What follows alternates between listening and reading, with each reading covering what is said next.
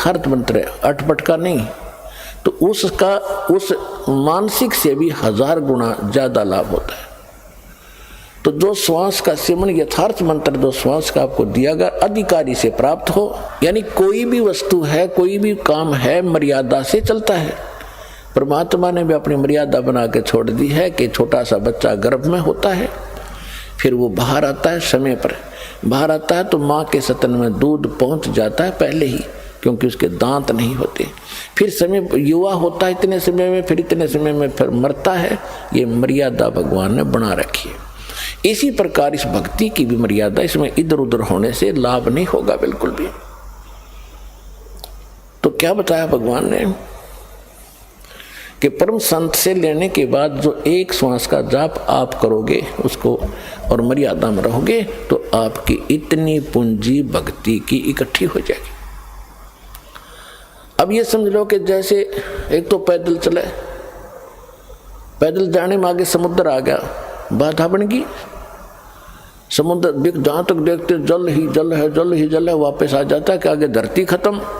तो इसी प्रकार इन ऋषि महर्षियों ने जो अपनी पैदल यात्राएं की, अपने अभ्यास से जो मंत्र ये करते थे तो त्रिकुटी पर जाकर वापस हो लेते थे कि इसका आगे कुछ है ही नहीं, त्रिकुटी का कोई स्थान नहीं, इसे अगर बहुत ज्यादा वस्तु है। तो इस प्रकार जहाज में बैठ कर जावे, समुद्र को भी पार कर जावे, यथा स्थान पर पहुंच जाता है। तो इस प्रकार ये साधना जो दास आपको देगा, ये ऐसी साधना है, ऐसा ये यान बन जाएगा, इन सब के ऊपर के पार करता हुआ सतलोक आपको जा छोड़ेगा।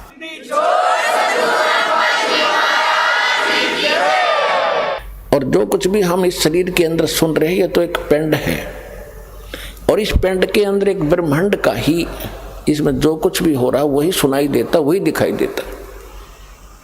जो इसके अंदर हमें धुन सुनती हैं, जैसे विशेषकर राधा स्वामी वाले तो इसी पर जोर दे रखा है कि अंदर कान दाब करके देखो, देखो अंदर घंटियां बज रही हैं, इसमें मुरली की आवाज़ आती है, बांसुरी की आती है, वो सुनते हैं, नगाड़े बज रहे हैं, बादल की गर्जना सुन रही है। ये तो इस एक ब्रह्मांड काल का ही साजबाज है। ये इससे बाहर है, वो ऊपर सतलोक से वो अलग आती है वो धुन, और केवल उसी को सुनेगी वो धुन जो सतनाम और सार नाम का जाप करेगा। बाकी अन्य को जो सुनती है वो इस काल की सुनती है, इस शरीर के अंदर जो भी सुन रही काल की ही सुन रही है, और वो परमात्मा की धुन इनसे हटकर होगी। लेकिन उस धुन के सुनने से कोई प्रयोजन सिद्ध नहीं होगा आपका सिद्ध होगा मंत्र जाप करके, जो दास कहे ऐसे करते रहो। यहाँ से आप स्वयं नहीं जा सकते, इस भक्ति की कमाई जब आपकी हो जाएगी तभी आपको यहाँ से ले जाया जाएगा।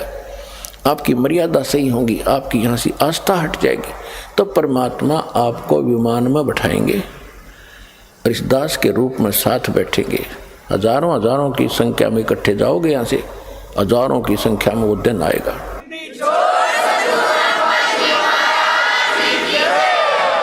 और ऐसे जाओगे जैसे कहीं घूमने फिरने जा रहे हैं, गुरुजी साथ हैं, सत्संग करने जा रहे होंगे, वहाँ सतलोक में जाकर पता लगा तुमने कि हम तो यहाँ आ गए भाई। नीचे ये कवर पड़ा रहेगा, ये कवर जो आज हमने कितना प्यारा लगता है, वैसे तो ये बहुमूल्य है क्योंकि मनुष्य जीवन आसानी से नहीं मिलता। लेकिन मनुष्य जीवन प्राप्त करके भक्ति नहीं की तो क्या प्राप्त हुआ? ऐसा पशु का, ऐसा मनुष्य का। तो इस मनुष्य शरीर को तो ऐसा समझना, भक्ति करने के बाद इससे हमारा प्रयोजन पूरा हो गया।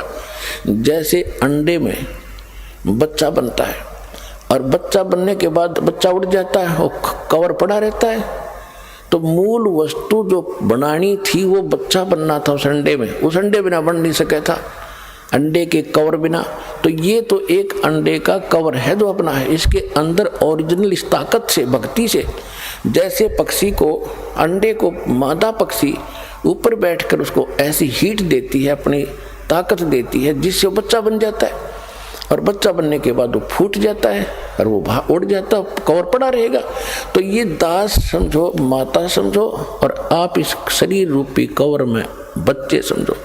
इसमें ऐसी भक्ति, ऐसा ज्ञान, ऐसी शक्ति दे देकर आपकी भक्ति इतनी चार्ज हो जाएगी सूक्ष्म शरीर के अंदर, चलते समय ये ऊपर का कवर अंडे का पड़ा रहेगा और वो असली वस्तु सतलोक पहुंच जाएगी, जो इसका प्रयोजन था।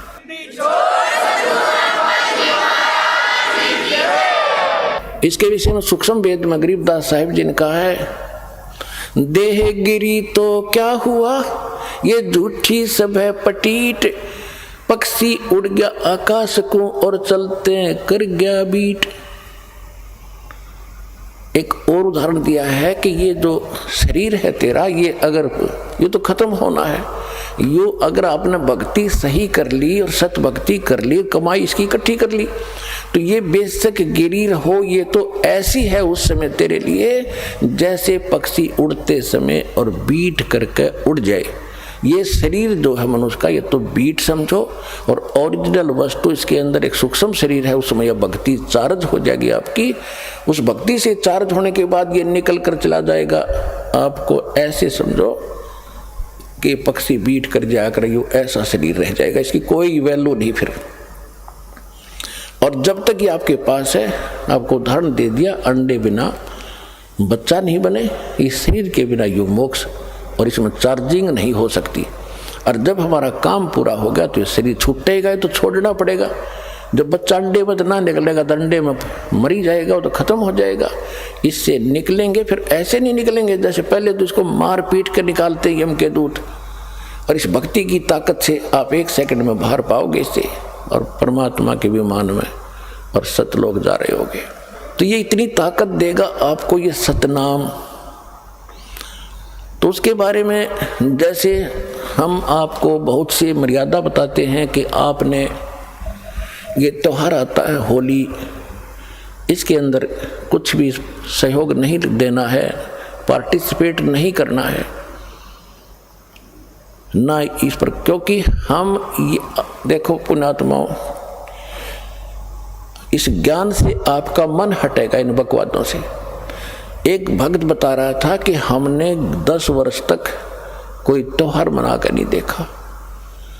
हमारा एक परिवार है, चाचे ताऊओं का 10-12 घर हैं, 3-4 घर हैं, उनमें 10 मौत होगी, एक वर्ष में 2 हो जाती, कई मौत होगी। तो कोई भी त्योहार हमने नहीं मनाया। त्योहार निकट आवे और कोई ऐसा निकट संबंधी या कोई भाई या माँ बाप वो मर जा, युवा कोई ऐसे कोई बहन विधवा होगी, हमने कहता 10 साल हो गए त्योहार नहीं मनाया कोई भी। अब इधर से होरी खेल रहे हैं, उधर कोई मृत्यु का संदेश आ जा, टक्कर मार रहा हो, तो अब खेल ले होरी, खेल के दिखा। इसे गंदे लोक में क्या करना था, क्या करने लग गए आप लोग। तो गरीबदास साहिब जी के पास गांव के लोग आए कि आओ महाराज होली खेल लेंगे। परमात्मा के बच्चे बोले भाई हम ये होली नहीं खेलते, हम होली खेलते हैं राम नाम की। राम नाम की होली जो खेलता उसको कभी हानि नहीं होती, दुख नहीं होता। और राम नाम की होली भी तभी खेली जाएगी जब हमारे पास राम का नाम सही होगा। तो राम नाम कौन सा है सही? गरीबदास जी जो क्लियर कर रखा है, राम नाम जप कर थर होई, ओम सोहम मंत्र दोई, यू है राम का नाम। तो उसके बारे में क्या बताते हैं, सतनाम पालड़ रंग होरी हो। यानी ग्रंथ में गरीबदास जी की वाणी में तो वो अक्षर न्यारे न्यारे लिखे हैं, लेकिन मैं बार बार नहीं बताऊंगा, उसको मैं सतनाम बोल रहा हूँ। ग्रंथ में वो दोनों मंत्र न्यारे न्यारे लिखे हैं, ये और ये मंत्र पालड़ रंग होरी हो, तो उसको गुप्त करके दास सतनाम बोल रहा है। वैसे गरीबदास जी की वाणी में वो दोनों मंत्र लिखे हैं कि दोनों मंत्र पालड़ रंग होरी हो, मैं उसको सतनाम कह रहा हूँ। तो क्या कहा कि सतनाम पालड़ रंग होरी हो, भाई 14 लोक चढ़ावे राम रंग होरी हो, 3 लोक पासे अंग धर रंग होरी हो, तो ना तुले तुलाया राम रंग होरी हो। अब इस सतनाम की आप भक्ति करोगे तो आपके घर पर कोई आपत्ति नहीं आओगी, ना कोई अकाल मृत्यु होगी, ना कोई दुख होगा, ना कोई रोग सतावेगा। तो असली होली, असली खुशी तो हम राम नाम के रंग से ही खेल सकते। उनका कहने का भाव ये है। अब जैसे तखड़ी के अंदर, तराजू के अंदर बैलेंस बोलो अंग्रेजी में, इसके दो पलड़े होते तराजू के, और इसमें एक पासिंग शब्द है, पासिंग। शायद अब तो पासिंग एजुकेटेड बच्चे हो गए, इनको पता नहीं होगा पासिंग किसे कहते हैं। जब तखड़ी के अंदर, तराजू के अंदर कोई त्रुटि होती थी, अनबैलेंस्ड होती थी, उसमें जो उसको बैलेंस करने के लिए, उसकी वह त्रुटि रहित करने के लिए ऐसे चेक किया जाता था। हमारे घर पर हमारे पिताजी के पास ये दुकानदार बनिए लोग, सौदागर आते थे गेहूं, बाजरा, ज्वार मोल लेने के लिए, क्योंकि दास का जन्म एक किसान परिवार में हुआ। तो हमारे पिताजी कहते थे, सेठ जी पहले अपनी वो तखड़ी चेक करा, इसमें कोई डांडी तो नहीं है, यानी कोई डिफेक्ट तो नहीं है। तो ऐसे करता था। तो अगर कोई डिफेक्ट होता, टेढ़े मेढ़े होते वो, तो दूसरी तरफ उसको बराबर करने के लिए जो कणक तोलनी होती, मान लीजिए गेहूं तोलना है, तो थोड़ा सा गेहूं उठाकर 10-20 गेहूं उठा के और दूसरे पलड़े में डाल दिया जाता था, और वो फिर तखड़ी बराबर हो जाती थी, उसमें त्रुटि नहीं रहती थी। तो वो पासिंग जो है, वो 4 दाने 20 दाने गेहूं के, वो कोई सौदे में नहीं है। सौदा तो फिर है, वो 10-20 क्विंटल तोला जाएगा गेहूं, वो है सौदा। तो कहने का भाव ये है कि इस परमात्मा का एक सतनाम विधिवत लिया हुआ, जो 2 अक्षर का मंत्र जो है, एक सतनाम कंप्लीट हो जाता है। एक बार बाहर छोड़ो, दूसरा अंतर लो, ये हो गया पूरा, बस एक मंत्र ये है। इसको उस तराजू के एक पलड़े में रख दो और यहाँ के 14 लोक चढ़ा दे, शिव जी का लोक, विष्णु का लोक, ब्रह्मा जी का लोक, दुर्गा का लोक, ये और ऊपर के ब्रह्म लोक, और ये जितने भी खेड़े हैं ये, और ऊपर के गोलोक वगैरह, ये ऐसे 14 लोक होते, तला तो ये सारे कहते ये एक साइड में चढ़ा दो। और 3 लोक तो पासिंग रख दो, पासिंग जिनका कोई सौदे में लिंक नहीं है। वो कौन कौन से 3 लोक? या पृथ्वी, स्वर्ग और पाताल लोक।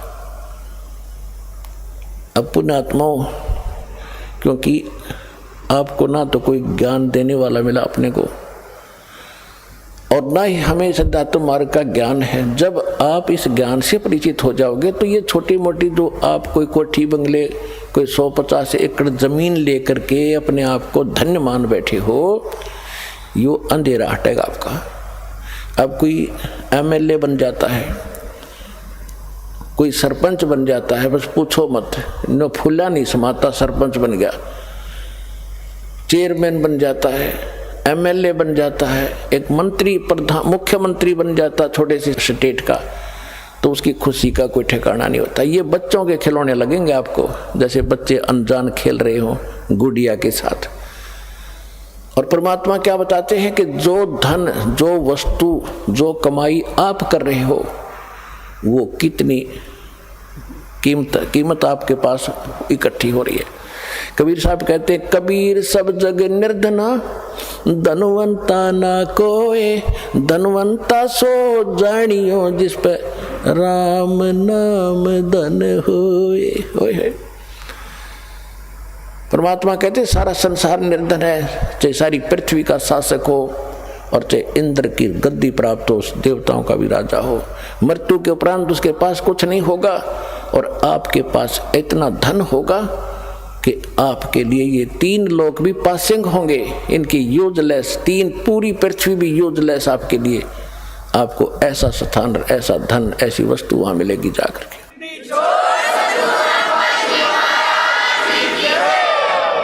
अब क्या बताते हैं,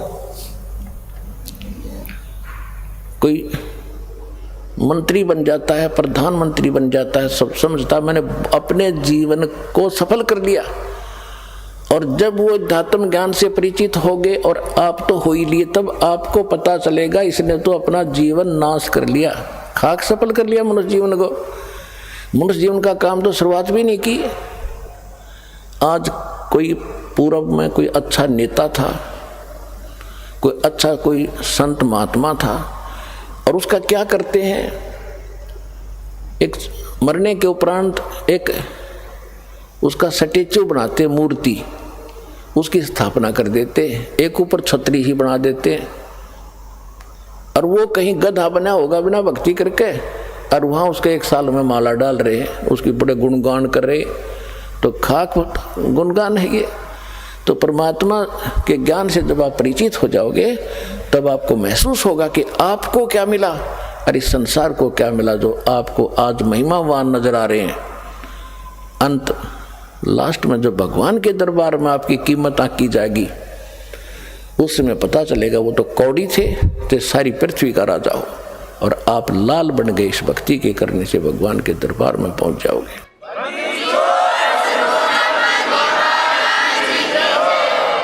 अब क्या बता रहे हैं कि सतनाम पालड़ रंग होरी हो, एक मंत्र और 14 लोक चढ़ावे राम रंग होरी हो, और 3 लोक पृथ्वी स्वर्ग और पाताल। ये तो सौदे में नहीं हमारे में, इसको तो पासिंग रखे, ये तो यूजलेस जैसे वो 4 दाने रखे थे। तो ना तुले तुलाया राम रंग होरी हो। इस सतनाम की इतनी ताकत, इतनी कीमत है कि ये पलड़ा फिर भी नहीं उठेगा, 14 लोग भी धर दे और 3 लोग पासिंग रख दे। तो वो मंत्र अब आपको प्राप्त हुआ है, ये 2 अक्षर का नाम है। तो आप देखिएगा कि आप कितनी भक्ति कर रहे हो, और इस आप इतनी भक्ति करते करते भी आपको कितना समय लगेगा। जैसे बैटरी आपके फोन मोबाइल की, और ये डाउन हो जाती है, डिस्चार्ज हो जाती है, जब चार्जर पर लगाते हैं 1-1 घंटा लगी रहती है, जब जाके चार्ज होता है कि बिल्कुल खत्म हो चुकी थी। तो आपकी भक्ति इतनी कमजोर हो गई थी, आपकी आत्मा इतनी डिस्चार्ज हो ली थी कि ये सिमरन और ये भक्ति और दान धर्म आप आजीवन करते रहोगे, तब जा करके आप चार्ज होगे और ऊपर जान जोगे होगे। तो इसे सदा कि जब आप ऊपर से आए थे तब कितने आपके पास भक्ति धन था, उसको इस काल ने लूट लिया आपका। सबसे पहले इसने स्वर्ग बनाए, महास्वर्ग बनाया, और वहाँ इसने रेस्टोरेंट बना रखे। आप जो पुण्य अपने बाप से लेकर आए थे सतलोक से, इसने सारे खर्च करवाए सतल ऊपर स्वर्ग में।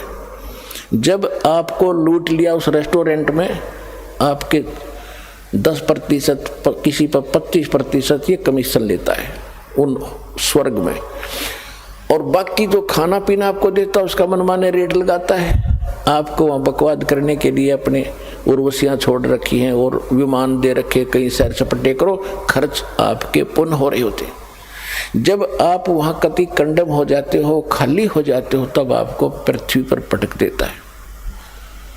फिर परमात्मा ने विधान दे रखा है, इसने जो इनकम्प्लीट आपको दे रखा है वेद, इसके शास्त्र अनुकूल साधना करोगे तो आप फिर चार्ज हो जाओगे। शास्त्र विधि को त्याग कर दो, मनमाना आचरण करते हैं। श्रीमद् भगवद गीता अध्याय नंबर 16 के श्लोक नंबर 23 और 24 में स्पष्ट है कि शास्त्र विधि को त्याग कर दो, मनमानी पूजा करते हैं, मनमाना आचरण करते हैं, मनमाने नाम जाप करते हैं, उनको न तो सुख होता है, न उनकी गति होती है, न कोई सिद्धि प्राप्त होती है, यूजलेस। फिर स्पष्ट ये भी किया कि अर्जुन, इससे तेरे लिए कर्तव्य और अकर्तव्य की अवस्था में कौन सी साधना करनी चाहिए, कौन सी ना करनी चाहिए, उसके लिए ग्रंथ ही प्रमाण है। सदग्रंथों को छोड़कर किसी और साधना को मत करना। तो शास्त्र विधि को त्याग कर जो मनमाना आचरण करते हैं उनको कोई लाभ नहीं होना। तो इसी प्रकार जो अन्य साधना लोग करते हैं उनसे तो कोई लाभ होना ही नहीं था, और शास्त्र अनुकूल साधना आपको अब प्राप्त हुई है, इससे आपका मोक्ष होगा। तो जब तक शास्त्र विधि रहित हम साधना करते रहे तो हम ऐसे ही, जैसे यहाँ आकर काल ने पटक दिया आपको। यहाँ फिर वेदों को सबसे पहले वेद उत्तम माने गए थे, और वेदों में केवल ओम नाम है, महिमा पूरे परमात्मा की है। और कबीर साहब ने बताया था कि वेद मेरा भेद है, मैं ना वेदन के माही, और जौन वेद से मैं मिलूं, ये वेद जानते नहीं। चारों वेद परमात्मा ने कहा था कि मेरी महिमा का ही गुणगान करते हैं, लेकिन इन वेदों में जो चार तुम्हारे पास काट छांट करके प्राप्त हैं, इनमें मेरे पाने की वो कंप्लीट कोर्स नहीं है, वो ओम तत् सत मंत्र नहीं है इसमें, और उसके बिना परमात्मा नहीं मिल सकते। तो इसने क्या किया, नीचे छोड़ दिया आपको। यहाँ ये वेद आपके पास उपलब्ध थे, इनमें से ओम नाम इन ऋषियों ने अपने आप सेलेक्ट कर लिया कि ये ब्रह्म का है और ब्रह्म सुप्रीम पावर है। इनने अपनी सोच से ये अंतिम मान लिया। अब ओम का जाप ब्रह्म का है। श्रीमद् देवी भागवत देवी पुराण के अंदर लिखा है 7वें स्कंद में 562 पृष्ठ पे, गीता प्रेस गोरखपुर से प्रकाशित सचित्र मोटा टाइप में, उसमें लिखा है देवी जी हिमालय को बता रही है, हिमालय राजा को ज्ञान बता रही है अध्यात्म का, ब्रह्म के बारे में जानकारी दे रही है कि ब्रह्म जो है ओम नाम है उसका, ओम नाम का जाप कर ब्रह्म को पाने का उद्देश्य रख, इसमें कल्याण हो जाएगा और वो ब्रह्म लोक में रहता है। गीता जी अध्याय नंबर 8 के श्लोक नंबर 16 में कहा कि ब्रह्म लोक में गए हुए प्राणी भी जन्म मृत्यु में होते हैं। ओम नाम ब्रह्म का है। गीता अध्याय नंबर 8 के श्लोक नंबर 13 में ये खुद कहता है ब्रह्म जो ज्ञान दे रहा है श्री कृष्ण में प्रवेश करके ये काल, ये कहता ओम इति एकाक्षरम ब्रह्म व्यवहारण माम अनुस्मरण ये प्रयाति तदन देहम सयाति परमागति। मुझ ब्रह्म का एक ओम मंत्र है और इसका अंतिम सांस तक जो नाम जाप करता हुआ शरीर छोड़कर जाता है तो ओम से मिलने वाली जो परम गति है वो प्राप्त होती है। तो ओम से कौन सी गति होती है, ब्रह्म लोक प्राप्ति होती है। 8वें अध्याय के 16वें श्लोक में श्रीमद् भगवद गीता में बताया कि ब्रह्म लोक में गए हुए प्राणी भी जन्म मृत्यु में आते, यानी जब तक जन्म मृत्यु समाप्त नहीं होगी आप सुखी नहीं हो सकते।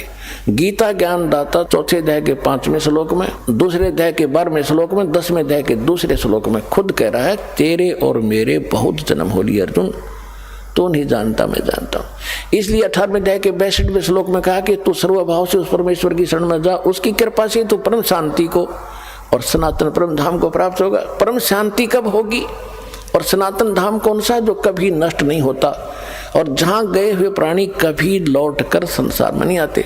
15वें अध्याय के 4थे श्लोक में बता कि अर्जुन जिसमें तुझे तत्वदर्शी संत मिल जाए उसके पास वो तत्व ज्ञान से इस सारे अज्ञान को हटाकर समझकर अज्ञान को काट कर उसके पश्चात परमेश्वर के उस परम पद की खोज करनी चाहिए जहां जाने के बाद साधक फिर लौटकर कभी संसार में नहीं आते, केवल उसकी भक्ति करो। तो वो ज्ञान इन ऋषियों को प्राप्त नहीं हुआ, क्योंकि 4थे अध्याय के 32वें श्लोक में कहा कि अर्जुन यथार्थ ज्ञान तो परमात्मा इन यज्ञों का यानी धार्मिक अनुष्ठानों का परमात्मा अपने मुख कमल से आकर ही बताता है। आज के सत्संग की प्रारंभ यहाँ से हुई थी कि परमात्मा स्वयं ही सत्ज्ञान देने को आता है। इस काल ने सबको भरमा रखा है, ये सबको भरमाता है, मिसगाइड करता है।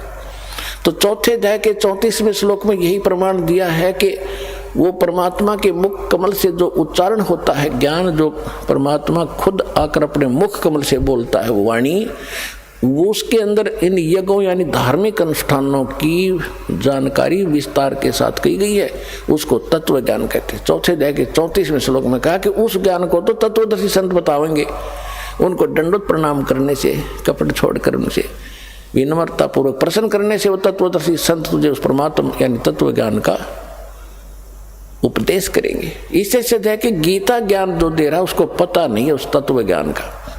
इसी प्रकार यजुर्वेद अध्याय नंबर 40 के मंत्र 10 के अंदर कहा कि कोई तो परमात्मा को संभवात कहता है, यानी जन्म लेता है राम और कृष्ण के रूप में, कोई असंभवात कहता है कि वो कभी जन्मता ही नहीं, वो निराकार है। इसकी सही जानकारी वो तत्वदर्शी संत बताते, उनसे सुनो।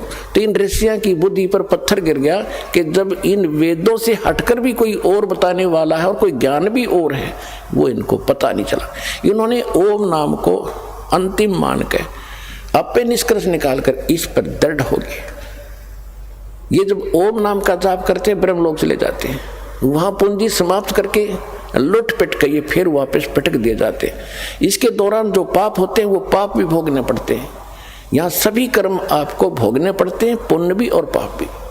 केवल एक सत्य साधना जो दास आपको बताता है इस पृथ्वी पर और है नहीं, और ये गॉड गिवन है, परमात्मा कबीर जी की दी हुई है। इससे आपके पहले के पाप भी नाश होंगे, वर्तमान के भी नाश होंगे, और फिर आप सतलोक चले जाओगे, आपका पूर्ण मोक्ष होगा।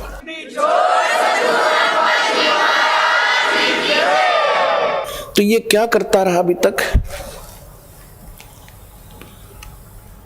इसने सबसे पहले आपको ऊपर रखा, वह आपकी सारी पुण्य जो वहां से लाए थे वो सारे लूट लिए, फिर आपको पटका पृथ्वी पर। फिर भी आपके कुछ पुण्य शेष थे तो सतयुग बनाना पड़ा भगवान ने आपके लिए, कि जैसे कर्म आप लेकर उतरे हो उसकी व्यवस्था यहाँ अवश्य करेगा। अब एक बार देख लेना, आप सारे सतभक्ति पर लगोगे जो विश्व लग जाएगा।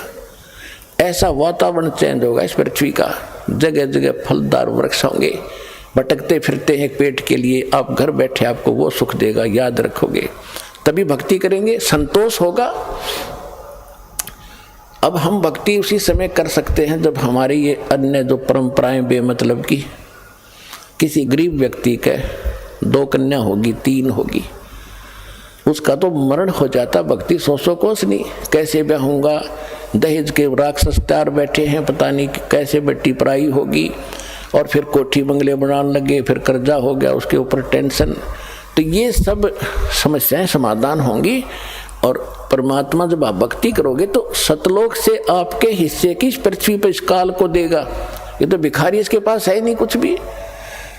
पुण्यात्माओं, आपने भगवान सुना था, जाना नहीं था। दास ने उस भगवान को जाना है।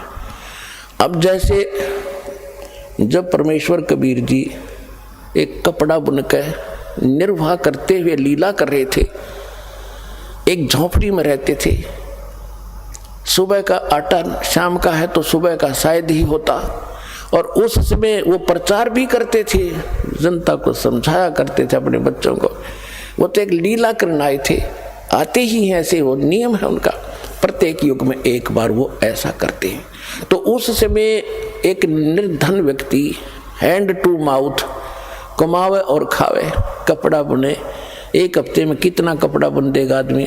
50 फुट भी ना बने, 20 फुट भी ना बने, और उसके बिकने के बाद वो मेहनताना मिलना था, बस उससे गुजारा कर रहा, और उसकी और ज्ञान सुनाते थे भगवान, यही क्योंकि उद्देश्य ही लेकर आते।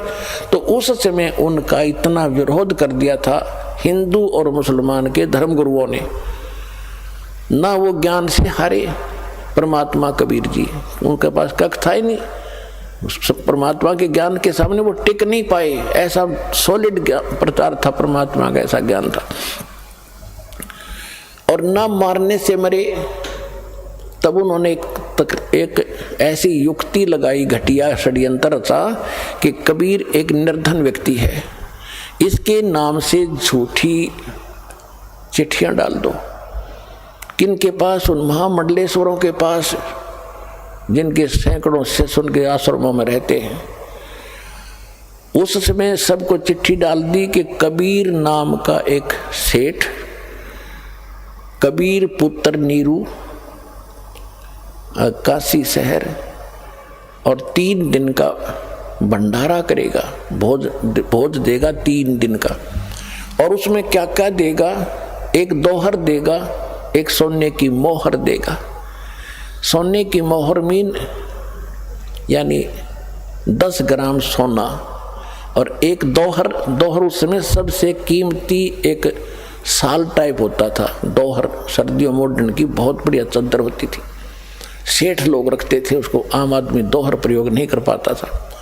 तो एक दोहर देगा दक्षिणा में, एक मोहर देगा।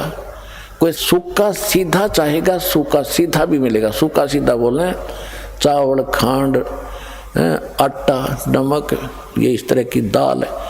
एक आदमी का जो मांगे मुझे सूखा भी दे, सूखा भी ले जा। और ये तो देगा ही देगा, जितनी बार खाना खाओगे उतनी बार ही एक दोहर, एक मोहर देगा। तो ये लालची साधु संत ये लालची हो जाते हैं, घर से बाहर निकलने के बाद सब वस्तुएं चाहिए इनको। जब उन ऋषि उन मंडलेश्वरों को पता चला कि ऐसा दाव लगेगा, तो उन्होंने लूले लंगड़े सारे चेले ले लिए साथ में।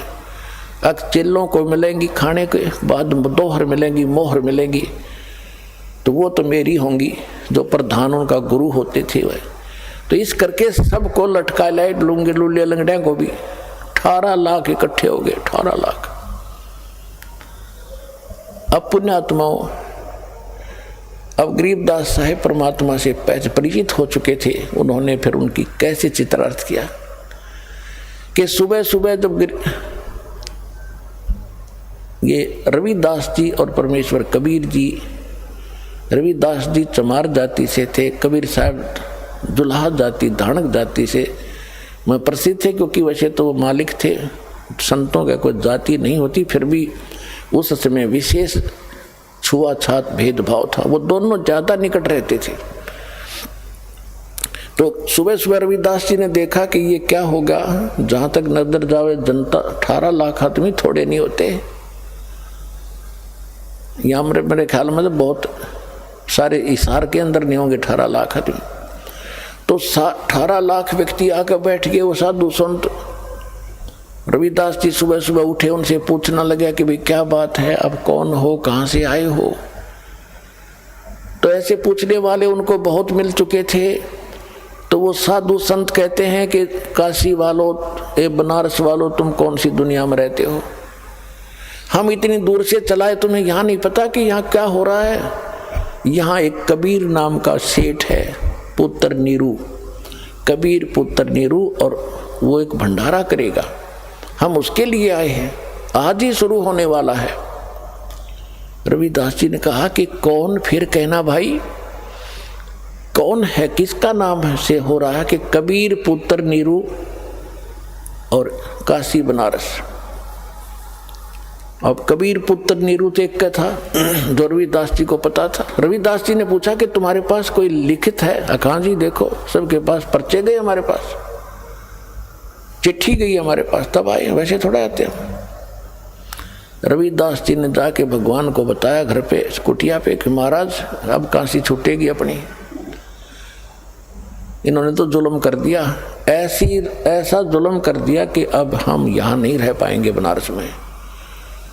परमात्मा बोले क्या बात है कि ऐसे ऐसे बात होगी है, लाखों आदमी आए हुए हैं और सब ने चिट्ठी दे रखी, इन झूठे लोगों ने ये हमारे साथ मजाक किया है, इन गुरुओं ने, मुसलमान और हिंदुओं ने मिलके, और बहुत लोग आ गए हैं। परमात्मा बोले रविदास जी दरवाजा बंद कर बैठ जा अंदर, हम दरवाजा खोलेंगे नहीं, घर से निकलेंगे नहीं, रात होने दे, घर छोड़कर चला जाऊंगा मैं अपने बच्चों को लेकर, ये नहीं जीने देंगे यहाँ पर मेरे को। रविदास जी को तो वहाँ बैठा लिया अपने साथ, और परमात्मा पहुँच गए सतलोक में।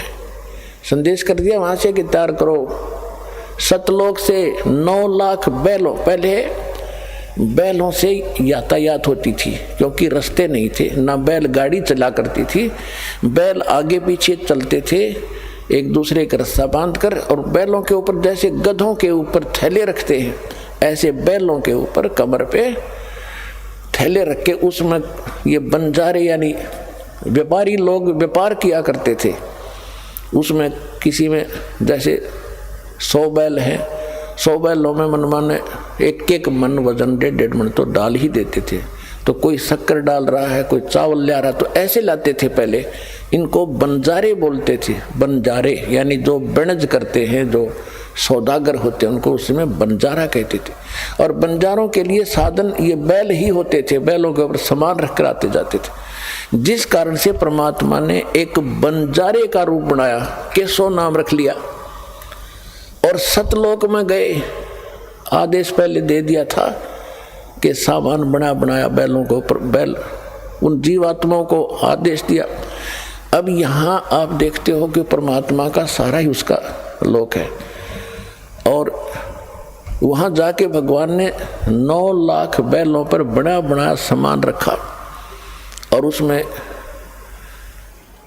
10-20 हजार वो खाना खिलाने वाले सेवादार भी ऊपर से आए, बंजारे बन के, और काशी में आगे 1 सेकंड में, 1 पलक में गरीबदास जी ने लिखा है, एक पलक इतनी होती है, सतलोक से नीचे उतर गए सारे के सारे, और इतनी दूर से फिर चलते हुए आ रहे।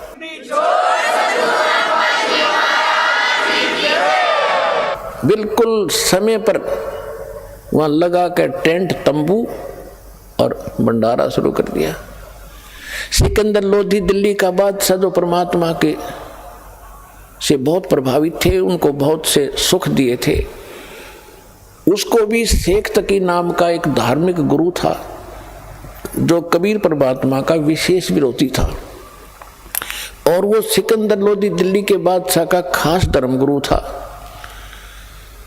तो उसने एक चिट्ठी सिकंदर लोधी दिल्ली के बादशाह को भी दे दी थी कि आपको आपके गुरुजी बुला रहे हैं, भंडारा कर रहे हैं।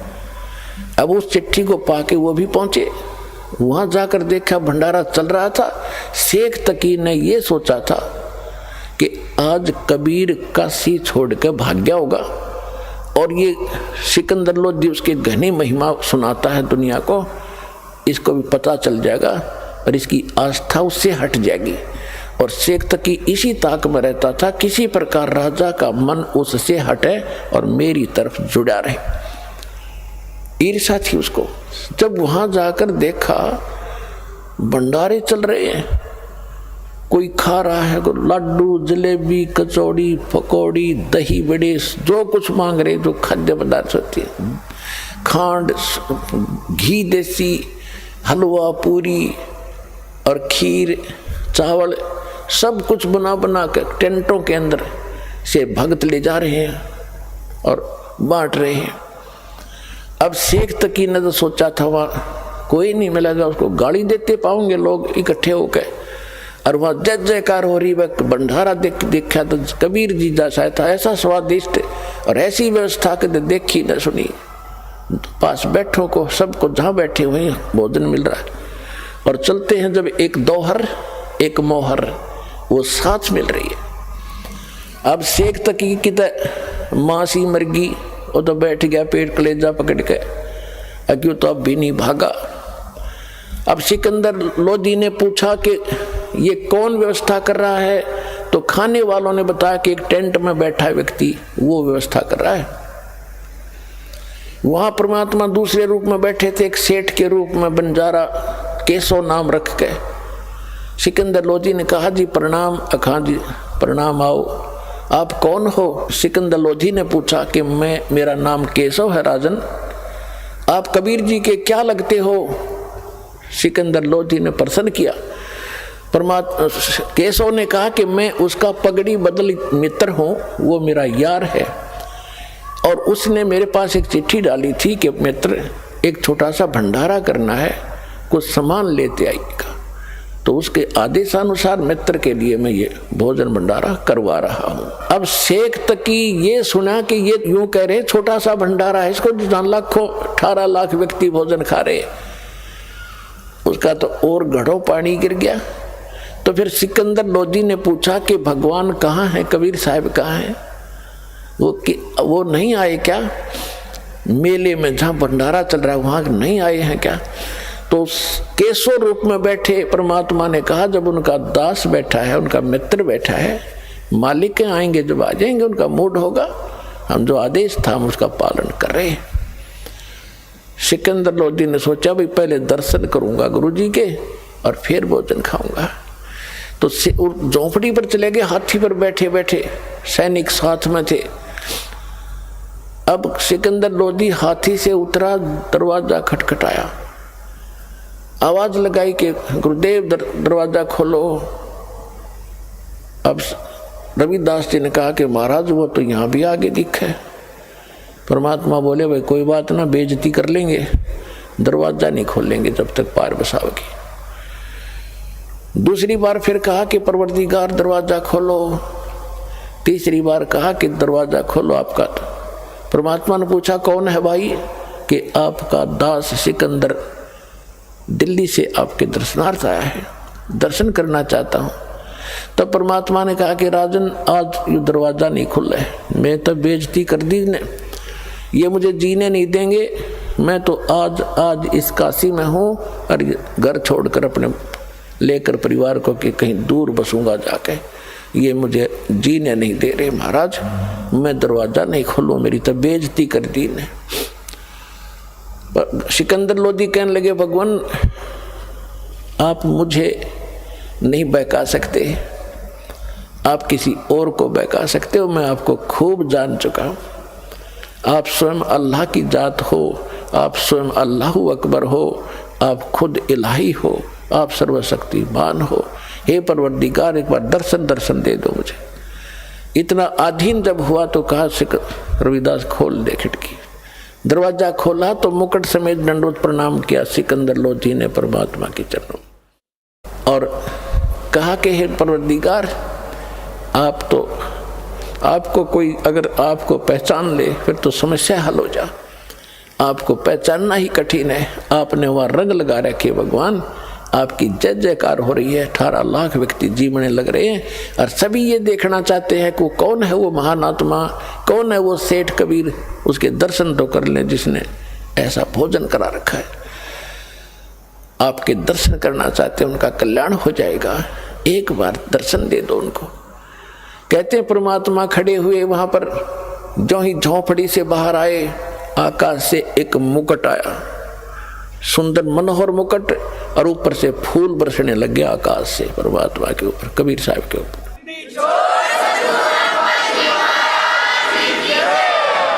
सिकंदर लोधी ने हाथी पर बैठाया परमात्मा को और साथ में रविदास जी को।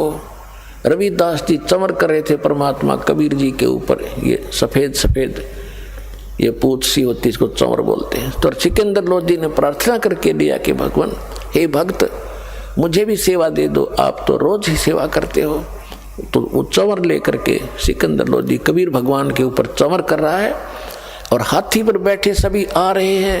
मेले में प्रवेश हो गए जहाँ भंडारा चल रहा था, लोग देख रहे हैं कौन है कबीर की। वो आ गया कबीर जिसके सिर पे मुकुट है और जिस पे ये सिकंदर लोधी सेवा कर रहा है।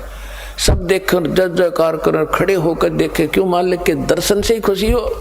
अब सब जगह जय जयकार हो रही है। सारे मेले में घूम के फिर एक तंबू में से जहाँ दूसरे रूप में मालिक बैठे थे केशव रूप में, वहां से एक सेवादार गया और हाथी पर बैठे भगवान से प्रार्थना की कि हे परवरदिगार आपको आपका मित्र केशव याद कर रहा है। तो उससे हाथी से उतरकर सिकंदर लोधी और भगवान और रविदास जी तीनों उस टेंट में आगे जहाँ पर वो केशव बैठे थे। देखते ही देखते टेंट में जब गेट में प्रवेश किया था, लंबा चौड़ा टेंट था, उसमें एक तख्त अपने आप आकर लग गया। उसके ऊपर जैसे आप इनमें फिल्मों में देखते हो ना, टीवी पर अपने आप ऐसे बन जाते एक सेकंड में, ऐसे ओरिजिनल तख्त उसके ऊपर गद्दे बिछ गए, उसके ऊपर बहुत सुंदर चद्दर आ गई, उसके चारों तरफ हीरे और पन्ने लजवारात ऐसे जड़े गए चमक रहे। और केशव ने खड़ा होकर कहा कि महाराज विराजो। उस तख्त पर भगवान बैठ के बीच में और टेंट को खोल दिया।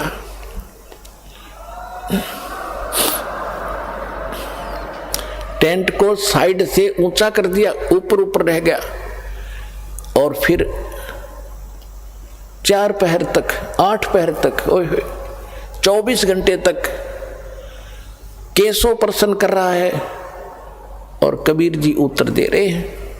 यानी 24 घंटे परमात्मा ने सत्संग सुनाया। जो भक्तात्मा जो दूर दूर तक साधु संत आए थे, भक्त आए थे, और मोहन भोजन खिलाया 3 दिन तक और 24 घंटे लास्ट में सत्संग सुनाया। तो मालिक के सत्संग को सुनकर लाखों की संख्या में परमात्मा के शिष्य बने। तो परमात्मा ने एक तीर में कई शिकार करे। एक तो उनकी फड़क निकाल दी जो भगवान के पीछे पड़ रहे थे। उधर से वो जो जैसे पुण्यात्मा हो, आप हो, आपके और भाई बहन हैं, कोई जगन्नाथ पर जाते हैं, कोई अमरनाथ पर जाते हैं, कोई राधा स्वामी पर जाते हैं, कोई दंडन सतगुरु को जाते हैं, कोई निरंकारी के, या कोई वैसे मंदिर माताओं की पूजा करे। ये सब भक्ति के लिए, भगवान के लिए तो भटक रहे हैं। और उस समय जो घर त्याग के आश्रमों में रह रहे थे वो भी तो उसके प्यारी आत्मा थी भगवान की, वो भगवान के लिए तो भटक रहे थे। 3 दिन अपने बच्चों को वो भोजन खिलाया और उनके 10-10, 20-20, 50-50 वर्ष के वो सोना चांदी 2 रुन जाते बेची होंगी, कि ये खा पी लेंगे भूखे मराण इस गंदे लोक में। इन पार्थ जब होना है, जब कलयुग का यो समय आना है, तब तक भी उनको राहत देंगे, दोबारा पहला नाम देंगे, उनको चार्ज करके चलेंगे। तो भगवान आपके लिए कैसे भटक रहे हैं? तो अब जब वो 18 लाख व्यक्तियों को प्रसंग जो दास आपको आज क्लियर करना चाहता है, यदि तुम सभी उसके लिए तड़फोगे, भक्ति करोगे, जब 18 लाख आदमी, काशी में तो मेरे ख्याल में आधा भारत 18 लाख को नहीं खिला सकता था उस समय, एक दिन में एट ए टाइम। और जब सतलोक से उनके लिए भेज दिया तो यह 7 अरब हैं, 8 अरब हैं ये पूरे संसार की आबादी, उनको खिलाते उसने क्या देर लगेगी अगर आप भक्ति करोगे तो। ये वो भगवान है।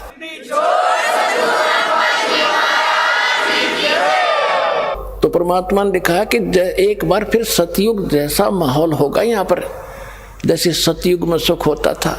तो वो आएगा कहाँ से? आपकी भक्ति के कारण आपको भगवान सतलोक से भेजेगा और यह सारे ठाठ करेगा। कोई चिंता, कोई टेंशन उस भगत को नहीं रहेगी जो सच्चे दिल से भगवान की भक्ति करेगा। कबीर साहब की यह सत भक्ति।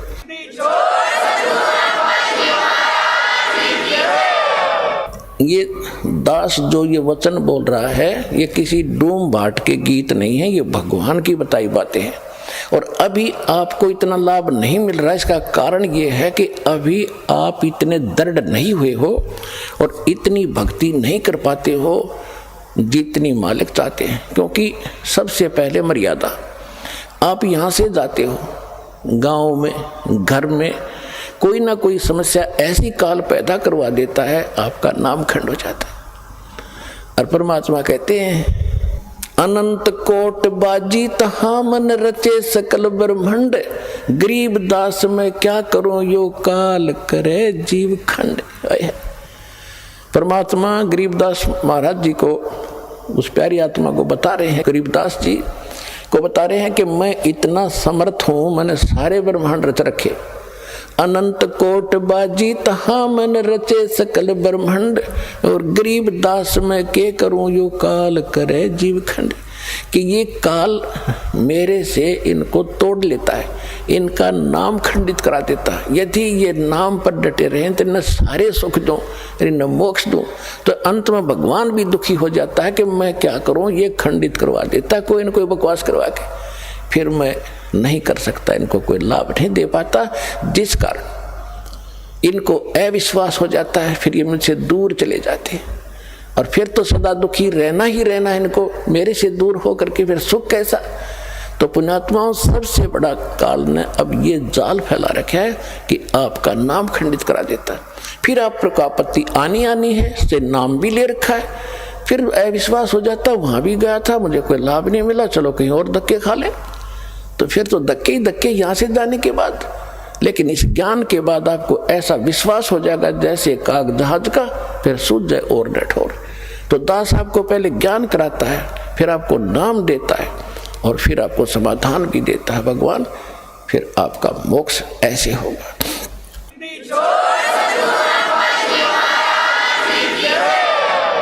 तो परमेश्वर ने कहा था कि कलयुग जब 5500 वर्ष बीत जाएगा, उसके बाद पूरे विश्व में सतयुग जैसा व्यवहार होगा, सतयुग जैसे विचार होंगे, और पूरी सृष्टि, पूरा विश्व नाम लेगा मेरा।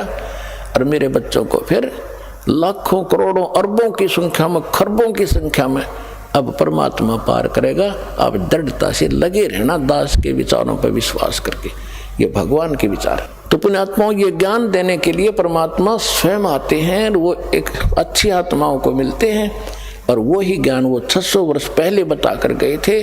और आज हमारे सदग्रंथों में ज्यों का त्यों विद्वान पाया, और जो जिनको हम विद्वान मानते थे वो सारे डल व्यक्ति थे, डफर थे, उनको कह का पता नहीं था, जो हमें इतने दिन लेट कर दिया।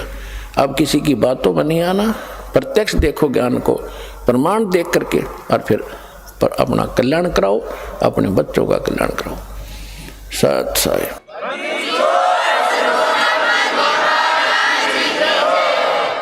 परम पिता परमात्मा पूर्ण ब्रह्म सर्व सृष्टि के रचनहार, सर्व सुखदाई पाप नाशक, संकट मोचन, कष्ट हरण, मंगल करने वाले परमेश्वर कबीर जी की असीम रजा से आप सभी पुण्यात्माएं परमात्मा की महिमा सुनने के लिए उपस्थित हुए।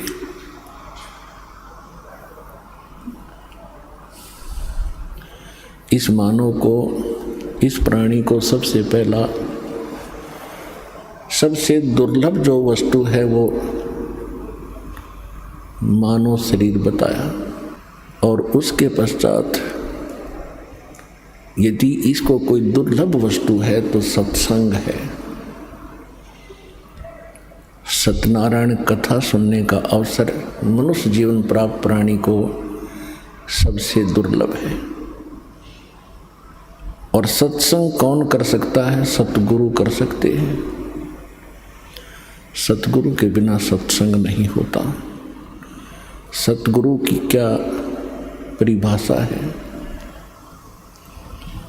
सत्य माने सच्चा, गुरु मीन मार्गदर्शक, टीचर, मास्टर। अब यहाँ सच्चा शब्द प्रयोग किया है परमात्मा ने। मानुष जन्म दुर्लभ है, ये मिलन बारंबार, तरवर से पत्ता टूट गिरे वो बहोर न लगता डार। सबसे दुर्लभ वस्तु है मानव शरीर इस प्राणी को, और मानव शरीर प्राप्त प्राणी को सबसे दुर्लभ है सत्संग। और सत्संग करते हैं सतगुरु। सतगुरु कहते हैं जो केवल सच्चा ज्ञान देता है, जो सच्चा गुरु है। तो इससे सिद्ध है कि झूठे गुरु भी हैं, तभी तो संतों ने सतगुरु शब्द की आवश्यकता पड़ी। जैसे ब्रह्म, ब्रह्म का अर्थ है परमात्मा।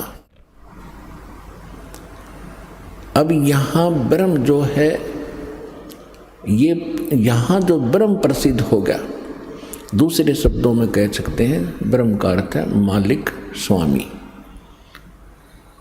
तो एक तो 21 ब्रह्मांड का ब्रह्म है,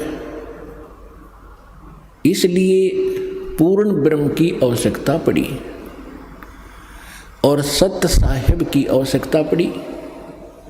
सत्य साहिब माने सच्चा भगवान, रियल गॉड। तो इससे भी सबसिद्ध है कि कोई झूठा गॉड भी है, कोई झूठा भगवान भी है। तो इसी प्रकार सत्संग से ये ज्ञान होता है, और सत्संग सतगुरु सुनाते हैं जो सच्चे गुरु होता है, सच्चा गुरु। तो झूठे भगवान भी हैं, इसलिए सत्य साहिब की आवश्यकता पड़ी। सत्य साहिब, साहब माने मालिक, परमात्मा, भगवान, अल्लाह। तो सच्चा अल्लाह, सच्चा God, real God, true God. तो इससे सिद्ध है कि कोई झूठा परमात्मा भी है। तो जिस लोक में हम रह रहे हैं, ये झूठा भगवान है, झूठा प्रभु है। ये सत्य साहिब नहीं है। सूक्ष्म वेद में कहा है कि ज्योत मुल्ला माया मग में बैठी, हंसा सुन सुन खाई। ये ज्योत स्वरूपी कहे निरंजन में ही करता भाई। हाय हाय। एक न करता दो ना करता, नौ ठहराए भाई। दसवां भी धुंधर में मिल जा, सत्य कबीर दुहाई। तो क्या बता रहे हैं सूक्ष्म वेद के अंदर आदरणीय गिरिदास साहिब जी, जो परमात्मा से परिचित हुए और जिनके माध्यम से परमात्मा ने पहले ही कह दिया था कि बर्म में पंथ का जो प्रवर्तक होगा जिसका जन्म संवत 1774 में होगा, उसके द्वारा मेरी महिमा की वाणी पुनः प्रकट होगी यथार्थ रूप में। तो उस पुण्यात्मा गरीबदास साहिब जी ने बताया है कि एक न करता दो न करता। कहते हैं मुल्ला माया मग में बैठी रस्ते में हंसा चुन चुन खाई, और यो ज्योत स्वरूपी कहे निरंजन मैं ही करता भाई। कहते यो अपने आप को भगवान कहता है। जैसे श्री शिव पुराण के अंदर रुद्र संहिता में जब ब्रह्मा और विष्णु जी का आपस में अपनी प्रभुता पर ही युद्ध हो गया, झगड़ा हो गया, लड़ाई होगी, उनके बीच में इसने एक स्तंभ खड़ा कर दिया, लिंग बहुत लंबा तेजों में पिलर।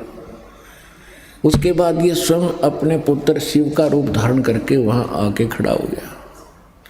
तब उनसे कहता है कि तुम परमात्मा नहीं हो, तुम भगवान नहीं हो ब्रह्मा विष्णु, ये सब कुछ मेरा है, मैं ही भगवान हूँ।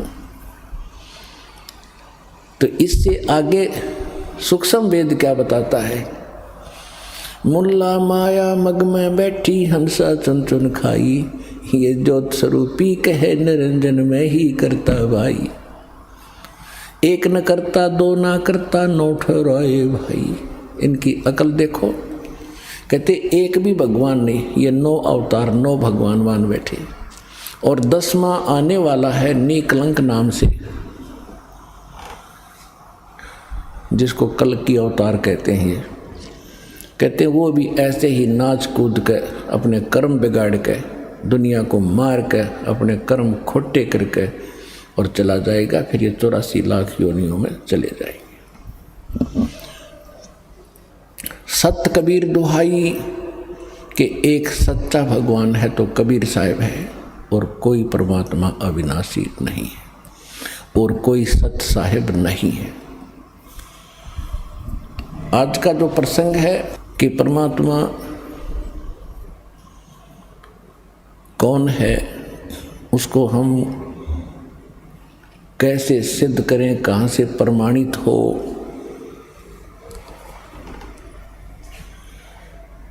और जब वो परमात्मा प्रमाणित हो जाता है सब सद्ग्रंथों से, हमें कोई शंका नहीं रहेगी, तब हम परमात्मा मानकर जो साधना करेंगे तब वो भगवान हमें अपना पूर्ण लाभ देगा।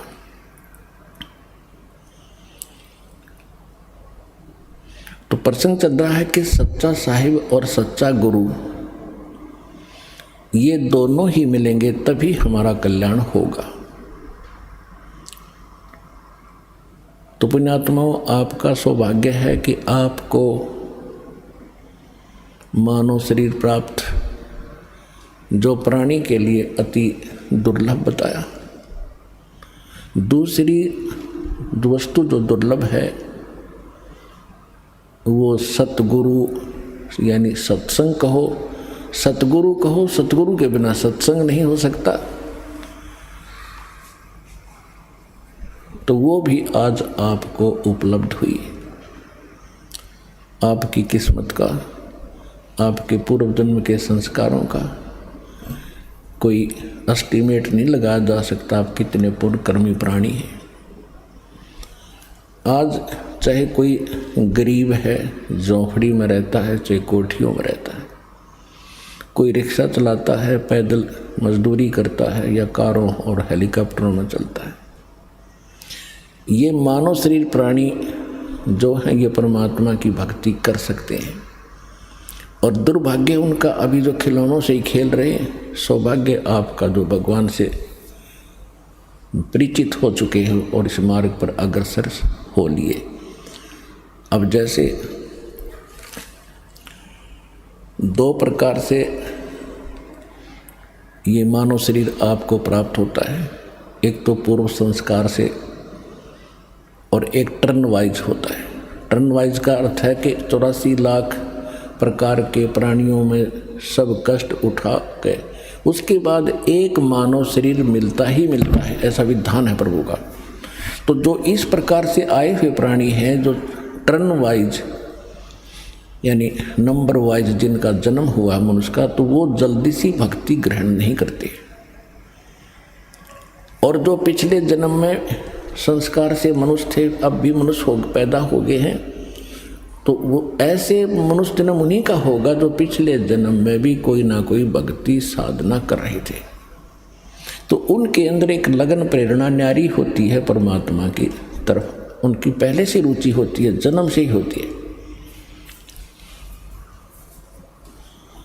तो इसी प्रकार फिर मानव शरीर के अंदर प्राप्त प्राणियों को फिर एक और दो प्रकार की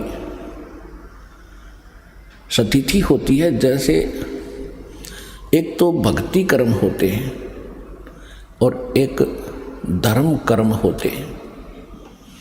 भक्ति कर्म का अर्थ है जिन्होंने भक्ति की है, मंत्र जाप किए हैं परमात्मा से, गुरुदेव से दीक्षा लेकर के पहले जन्मों में, और एक ने भक्ति के साथ साथ पुण्य भी खूब किए हैं। तो दोनों का ही मनुष्य जीवन हो रहा है, क्योंकि पिछले संस्कार वश हो रहा है। जिन्होंने दान नहीं किया और भक्ति करते ही रहे, क्योंकि परमात्मा ने वो मंत्र दिए थे जो आपको चार्ज करके गए थे 600 वर्ष पहले, तो साथ में परमात्मा ये भी कहते रहे थे, चिड़ी चोंच भर ले गई नदी न गट्टो नीर, दान दिए धन घटे नहीं, कह रे साहेब कबीर। देते को हर देत है जहाँ तहाँ से आने, अन देवा मांगत फिर साहेब सुने ना कान। धर्म तो दसके नहीं ये दसके तीनों लोग, खैरायत में खैर है वही की जो आत्म पोख। परमात्मा कहते हैं धर्म का नाश नहीं होता, चाहे तीनों लोक नष्ट हो जाएं, जिन्होंने धर्म किया है वो प्राणी, उनको परमात्मा ऐसे रक्षा करेगा, अपने हाथों पर उठा लेगा। और भक्ति तो करनी ही करनी है। जैसे आपने बीज बो दिया फसल का, कनक का, गेहूं का, तो बीज तो मूल चीज है। उस बीज से पौधा बनाकर परिपक्व करने के लिए बहुत और प्रोसीजर लंबा है, तो वो सारा ही अपनाएगा किसान, तभी तो उसकी फसल पूरी होगी। तो बीज बीजने के बाद उसमें वाटरिंग होती है, सिंचाई, उसके बाद फिर उसमें खरपतवार पैदा होता, उसको भी चुगना, निकालना, खाद डालना, उसकी रक्षा करना, तो फिर वो फसल प्राप्त होती है। तो इसी प्रकार ये नाम जो दिए जाते हैं आपको, ये नाम दीक्षा मंत्र जो है, ये तो आपका बीज है। और इस भक्ति रूपी बीज को, इस फसल को तैयार करने के लिए इसमें 5 यज्ञ और हैं, यानी 5 ये क्रियाएं आपने और करनी है। एक यज्ञ है धर्म की, और दूसरी यज्ञ है ध्यान, और तीसरी यज्ञ है हवन की, और चौथी यज्ञ प्रणाम, और 5वीं यज्ञ है ज्ञान की, यानी सत्संग सुनना, सदग्रंथों को जो आपको पुस्तक बना कर दी है उनका अध्ययन करना। तो ये 5 जो यज्ञ हैं, ये समझ लो खाद और पानी का काम करेंगे। यदि इस भक्ति रूपी पौधे में, बीज में, नाम में आपने ये 5 आइटम नहीं डाले, तो यह भक्ति आपकी अधूरी रह जाएगी, सफल नहीं हो पाएगी। कारण क्या रहेगा कि आप भक्ति कर रहे हो, आप पर और भी सांसारिक आपदाएं बहुत आ सकती हैं, उनके लिए धर्म करने से, धर्म किया होगा तो भगवान आपकी उन समस्याओं का साथ समाधान कर देगा। तो पिछले जन्मों में परमात्मा हमें सारा ही ज्ञान दिया करते थे, लेकिन हम, और फिर परमात्मा एक वचन और बोलते हैं कि सुमरण से भला होगा, ना तर भला न हो। अब हमने ये पकड़ दिया कि भक्ति से ही बात बनेगी, दान धर्म कम कर दिए, नहीं। और वहाँ कह रहे हैं कि धर्म तो धसके नहीं, धसके तीनों लोग। धर्म धसके माने विनाश होना, नष्ट हो जाना, गर्क हो जाना। तीनों लोग गर्क हो सकते हैं, लेकिन धर्म का नाश नहीं होता। तो इस प्रकार जो दास आपको बताना चाह रहा है कि जो आज गरीब हैं, यहाँ दास देख रहा है 90% गरीबी रेखा से भी नीचे पुण्यात्मा आ रही है, 10% है जिनका नॉर्मल सा मीडियम सा काम है। तो कहने का भाव ये है कि यहाँ फिर दोनों कर्म साथ चलते हैं। जिनके केवल पिछले भक्ति कर्म हैं और दान धर्म कर्म उनके इतने अच्छे हैं नहीं, तो वो इतने निर्धन व्यक्ति है, लेकिन पुण्यात्मा बराबर की है। पुण्यात्मा यानी जिन्होंने पिछले जन्म में भगवान की सेवा जो भक्ति कर रखी है, तो दोनों के वो भक्ति कर्म बराबर हैं। चाहे कोई सेठ है और चाहे बिल्कुल गरीब रिक्शा चालक है, और जिसको ये नाम प्राप्त हो गया, तो दोनों के जो भक्ति के कर्म वो बराबर हैं। और बात रही धर्म की, तो जिनको आज अधिक सुविधा या संसार की प्राप्त है, तो उन्होंने पिछले जन्म में धर्म पुण्य कर रखे थे। अब एक छोटा सा उदाहरण यहाँ और सुनाते आपको। जैसे हम कथा सुना करते थे से कि श्री कृष्ण जी का एक दोस्त था, सुदामा, ब्राह्मण था, और वो इतना निर्धन था कि हैंड टू माउथ था। उसकी पत्नी कहती थी कि आप बताते हो कि श्री कृष्ण द्वारका के राजा आपके क्लास फेलो थे, सहपाठी थे, आपको सब कुछ दे सकते, मांग लिया उनसे। तो ब्राह्मण का कर्म वो खूब परिचित थे, विद्वान पुरुष थे सुदामा जी। उन्होंने बताया कि मैंने पिछले जन्म में कोई धर्म कराया नहीं, जिस कारण से मुझे आज धन प्राप्त नहीं है। तो परमात्मा कहते धन चाहे तो दान कर और मुक्ति चाहे जप नाम, और पर दोनों ही करने से बात बनेगी। ये तो एक परमात्मा विधान बताते हैं। तो वो कहता था कि मुझे पिछले जन्म में मैंने पुण्य नहीं किया, इसलिए मैं दुखी हूँ, क्योंकि सद्ग्रंथों से अब ज्ञान होता है। तो कहने का भाव ये है कि धर्म कर्म से फिर उसमें परिवर्तन होता। जैसे फिर सुदामा कहने सुनने से श्री कृष्ण जी के पास गया। श्री कृष्ण जी एक गुरु रूप में भी थे, अध्यात्म टीचर भी थे। सब पांडवों के वो गुरु थे, यादव के गुरु थे। तो सुदामा जी चावल लेकर गए थे, श्री कृष्ण जी ने चावल खाए। उसके प्रतिफल में परमात्मा ने, यानी जो जितना सामर्थ्य श्री कृष्ण जी रूपी गुरु में था, उस आधार से उसने उसका के बना दिया, एक मकान बना दिया। यानी वो समस्या हल हुई उस धर्म और कर्म के करने से, सच्चे भाव से। देखो बच्चे तो भूखे थे और चावल बचे हुए थे, वो बांध दिए उसने, तो इससे बड़ा पुण्य नहीं। आज किसी के पास 1 करोड़ संपत्ति है और उसने 1000 दान कर दिया, दान तो वो भी है, और जिसने 1 करोड़ के 1 करोड़ दे दिए, तो उस दान में उसमें दिन रात का अंतर है। तो सुदामा जी ने जो चावल दिए ना, वो समझ ले 1 करोड़ के 1 करोड़ दे दिए। फिर उससे प्रसन्न हुआ, उससे प्रसन्न होकर के उसको क्या मिला? एक महल बना, आजीवन सुख का साधन बना। लेकिन मोक्ष ज्यों का त्यों रहा, पशु पक्षियों की योनि फिर भी सुदामा को प्राप्त हुई। अब यहाँ आने वालों को प्रेरित किया जाता है सच्चे दिल से, सच्ची श्रद्धा से, अपने सामर्थ्य के अनुसार अवश्य दान करें। फिर उससे वो समस्या हल होगी आपकी जो पूर्व जन्म में आप गलती कर गए थे, धर्म दान नहीं किया, आज 1-1 पैसे के लिए भटक रहे हो। तो वो समस्या फिर यहाँ अब शुरुआत हो जाएगी। अब हम उस समर्थ की शरण के अंदर हैं, हम उस समर्थ की शरण में हैं। जैसे एक तैमूर लंग नाम का एक लोहार था मुसलमान, और वो इतना गरीब था, कभी कभी उनको आटा भी रोटी भी प्राप्त नहीं होती थी। 2 माँ बेटा थे, और वो क्या करता था कि धनी लोगों की बकरियां भेड़ चराया करता था।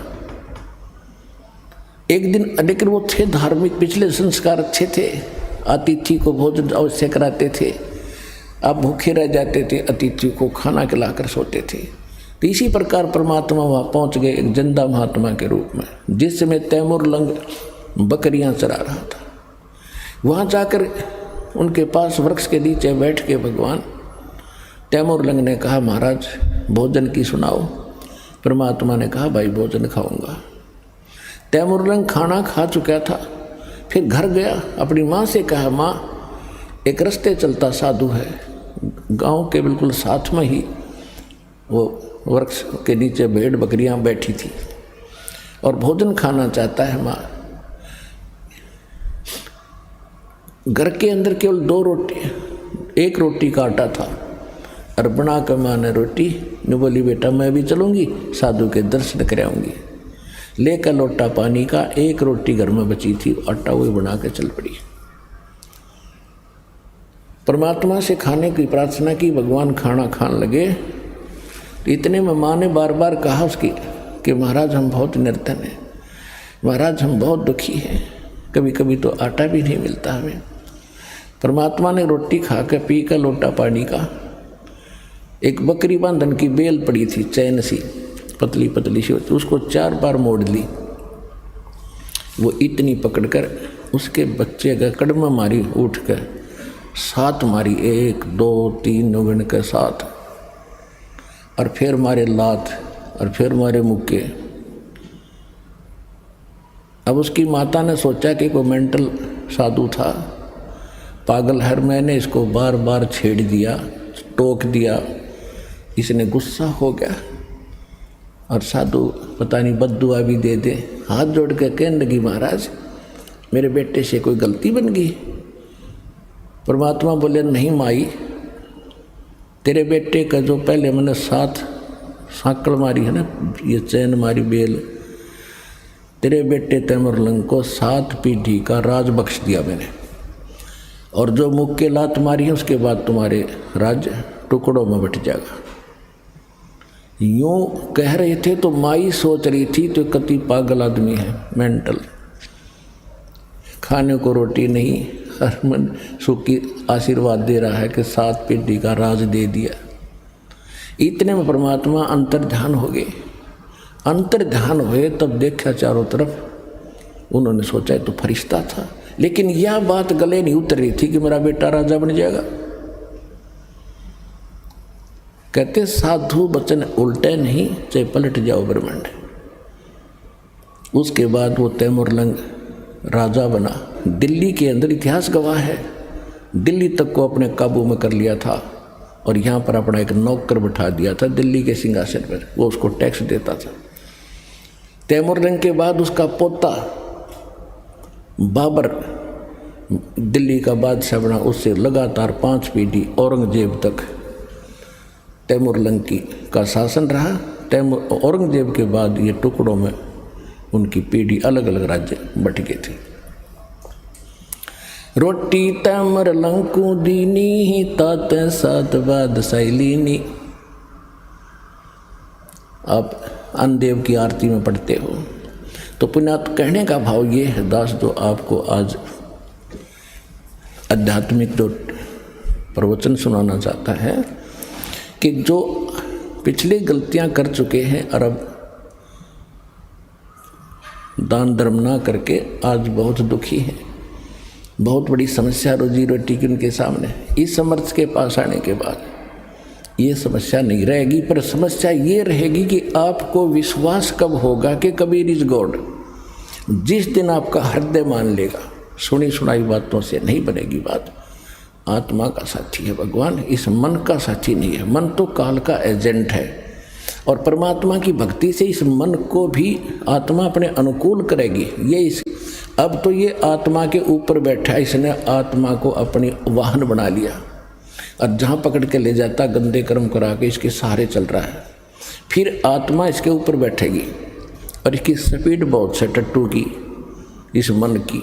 बकवादों में भी इतनी स्पीड है और जब ये अच्छे काम पर लगाएगी इसमें भी इसकी इतनी ही स्पीड है, इसके ऊपर बैठा देगा भगवान आपको। तो कहने का भाव दास का ये है कि आपको यहाँ आकर के ये ज्ञान सुनाया जाता है, तो अब आप दान कर रहे हो, दास देख रहा है, कोई तो 10 ही रुपये की मुश्किल से उसका दान करने की हिम्मत बनती है, और फिर दास देख रहा है कि दूसरी तीसरी बार आता है तो 1000 रुपये चढ़ा रहा वो व्यक्ति।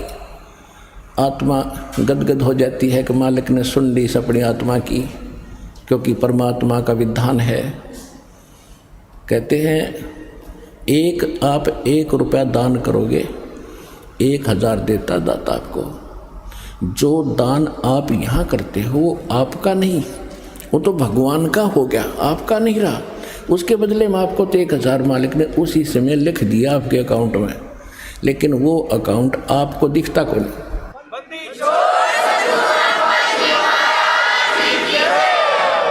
जो अकाउंट परमात्मा ने आपका खोल दिया दीक्षा लेने के बाद, वो बैंक अकाउंट सूक्ष्म है। आपके अंतःकरण में एक मैसेज पहुंच जाता है, भगवान के ऊपर आपकी एक और फाइल है, उसमें ये मैसेज ऐड हो जाता है। आपने 1 रुपया दान करा, 1000 आपके खाते में लिख दिया था। तो जो पैसा आपका था वो यहाँ चढ़ाया हुआ पैसा आपका नहीं है, ये परमात्मा का हो गया। और इस परमात्मा के पैसे को आप सदुपयोग करो, यहाँ दुरुपयोग ना करना इसका। जो यहाँ भी सेवादार है, आने वाले भी जो कई बार देखा है थोड़ी बहुत त्रुटियाँ ये कर देते हैं, तो आपने सावधान रहना पड़ेगा। ये धनी का पैसा है, आपको तो दे दिया मालिक ने उसी समय, ये नहीं रखता अपने पास, ये तो पूर्ण परमात्मा है। कहते हैं 4 युगों में देख लो हमने किसका रखा मारे। द्रौपदी ने 1 बिलांत का कपड़ा दिया था, 9 इंच ढेर लगा दिया उसका। सुदामा ने 4 चावल खुआए थे, महल बना दिया। तैमुरलंग ने 1 रोटी दी थी, उसको 7 पीढ़ी का राज बख्श दिया। तो कहते 4 युगों में देख ले हमने किसका रखा मार, हमने किसका लेकर ना दिया हो मारना, यानी कोई पैसा लेकर ना देने कहीं उसने पैसा मार लिया मेरा। तो परमात्मा कहते 4 युगों में देख ले हमने किसका रखा मार, हमने किसी का पैसा रखा नहीं।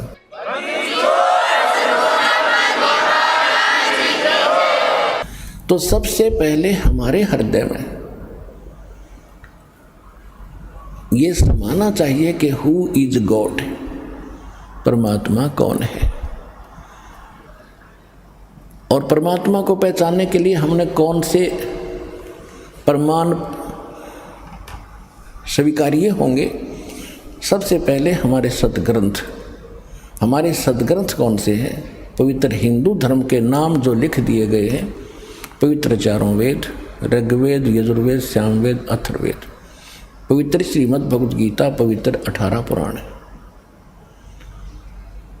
उसके बाद जो उपनिषद है ना, ये तो किसी ऋषि विशेष की अपनी अनुभव की कथा है। वो वेदों और सदग्रंथों से इनसे नहीं मिलती है, तो वो उसके घर की है, उसको हमने नहीं से लेना। दूसरे तो वैसे ये पवित्र वेद, पवित्र श्रीमद् भगवद गीता, पवित्र पुराण ये हिंदुओं के नहीं थे, मानव मात्र के लिए हैं। उसके बाद विभाग बंटते चले गए, तो फिर जैसे कुछ पहले समय में आपस में कटे हुए क्षेत्र थे, जैसे समुद्र पार करके फिर अमेरिका, ये जो US से बोलो हो जिसने, वो इससे कटे हुए थी क्षेत्र से। तो वहाँ फिर काल भगवान ने बाद में ये कटे, पहले तो सिद्धियाँ थी, पहले भी ऐसे वहाँ जाते थे, एक दूसरे से संपर्क करते थे, सिद्धियों से जाते थे। तो उसके बाद वो क्षेत्र कट गया, तो काल ने दोबारा जैसे ईसा मसीह जैसे, बाबा आदम जैसे महापुरुषों का वहाँ जन्म दिया, फिर उसने अपनी थूरी अलग से पढ़ा दी उनको। और उसके बाद फिर ये पुस्तकें बन गई, जैसे तौरात, जबूर, इंजिल और फिर ये कुरान शरीफ। तो ये जो वैसे वास्तव में ये पवित्र ग्रंथ जो पुराने हमारे सभी मानव मात्र के लिए हैं, फिर भी तो हम इन सभी सदग्रंथों को मान्य हैं। हिंदुओं को तो ये ग्रंथ मान्य हैं जो दास ने अभी बताए, पवित्र 4 वेद, पवित्र श्रीमद् भगवद गीता, पवित्र पुराण। उपनिषद तो अलग चीज़ है, उनको तो भूल ही जाओ। वो तो किसी व्यक्ति विशेष का अपना जो अनुभव उसने जैसा भगवान जाना उसमें वो कथ दी कथा, वो वेदों और गीता पुराणों से नहीं मिलती, वो ठीक नहीं। और फिर पुराण भी वेद और गीता से नीचे निम्न सत्र में आते हैं। वह श्री ब्रह्मा जी का ज्ञान अनुभव है, ब्रह्मा जी से सुनकर अन्य ऋषियों ने जो अपना अनुभव किया उसमें फिर 18 विभाग कर दिए। वास्तव में मूल शास्त्र हमारे पवित्र वेद, पवित्र गीता है। और पवित्र सूक्ष्म वेद है वो कंप्लीट इन ऑल रिस्पेक्ट है, ऑल इन वन है, जो गॉड गिवन है, जो भगवान स्वयं देते हैं। वो है असली ज्ञान। उस असली ज्ञान को ही असली ज्ञान हमारे हृदय में समाने के लिए, जचाने के लिए इन पुराणों, वेदों और गीता का सहयोग लिया जाता है कि जो भगवान ज्ञान दे रहा है वो इनसे भी मिलता है, और जो इनके अंदर जो यथार्थ ज्ञान और भक्ति विधि नहीं है वो उस सूक्ष्म वेद में है। तो फिर हमें ये दृढ़ता आती है कि जो वेद बताते हैं केवल एक ओम मंत्र है, गीता बताती है ओम तत्सत, उस पूर्ण परमात्मा के पाने के केवल 3 मंत्र हैं। तो ये है इनकम्प्लीट ये कोर्स। और उसमें क्या लिखा सूक्ष्म वेद में? प्रथम मंत्र है वो 7 मंत्र हैं। वेद भी संकेत करते हैं कि जब तक तत्वदर्शी संत नहीं आता है तो 5 नाम दिए जाते हैं, और जब तत्वदर्शी संत आता है, जब वो समय आता है भक्ति का, तो उसमें 7 मंत्र दिए जाते हैं, और उसके बाद फिर 2 मंत्र और फिर कंप्लीट कोर्स करके मूल मंत्र दिया जाता है। तो ये है वो सूक्ष्म वेद के अंदर सारा ज्ञान का। तो कहने का भाव ये है कि पवित्र वेद, पवित्र श्रीमद् भगवद गीता, पवित्र पुराण, पवित्र बाइबल, बाइबल 3 पुस्तकों का पवित्र बुक का संग्रह है, और पवित्र कुरान शरीफ, पवित्र गुरु ग्रंथ साहिब। पवित्र गुरु ग्रंथ साहिब के अंदर जो महला पहला की वाणी है वो वाणी है उस परमात्मा से परिचित उस पुण्यात्मा श्री नानक देव जी की। उसके बाद जो अन्य गुरुदेव की जो वाणी गुरुओं की है, यदि वो नानक जी की वाणी से और सूक्ष्म वेद से मेल नहीं खाती है तो वो उस सतर की वाणी नहीं है। तो इसलिए हमने अपने परमात्मा को समझने के लिए, अपने परमात्मा को पहचानने के लिए इन सदग्रंथों का सहारा लेना पड़ेगा, इनसे प्रमाणित करने पड़ेंगे। जो इन सदग्रंथों से जो मेल खाता है और इस सदग्रंथों के ऊपर इस कसौटी में जो खरा उतरता है तो वो है परमात्मा। तो सबसे, और उसके बाद फिर जिन महापुरुषों को परमात्मा प्राप्त हुआ उन्होंने फिर कौन से मंत्र जाप किए जिनसे उनका मोक्ष हुआ, तो वो है मंत्र भक्ति के। और वही मंत्र हमारे सदग्रंथों से मेल खाते हैं कि सचमुच ये भी मंत्र यही है, और उन महापुरुषों ने भी वही मंत्र जाप किए हैं और उनका मोक्ष हुआ है, और सदग्रंथ भी वही बता रहे हैं। तो ये है सच्ची भक्ति विधि। इसमें सिर्फ 2 ही बातें हैं समझने के लिए। एक तो हु इज रियल गॉड, वास्तविक भगवान कौन है, और what is the real worship of way of worship of God, परमात्मा के भक्ति की जो रियल सत्य साधना कौन सी है, कौन सा मार्ग है। ये 2 क्लियर जब हो जाते हैं तो निरसंशय होकर आप भक्ति कर सकते हो, आप भक्त बनोगे।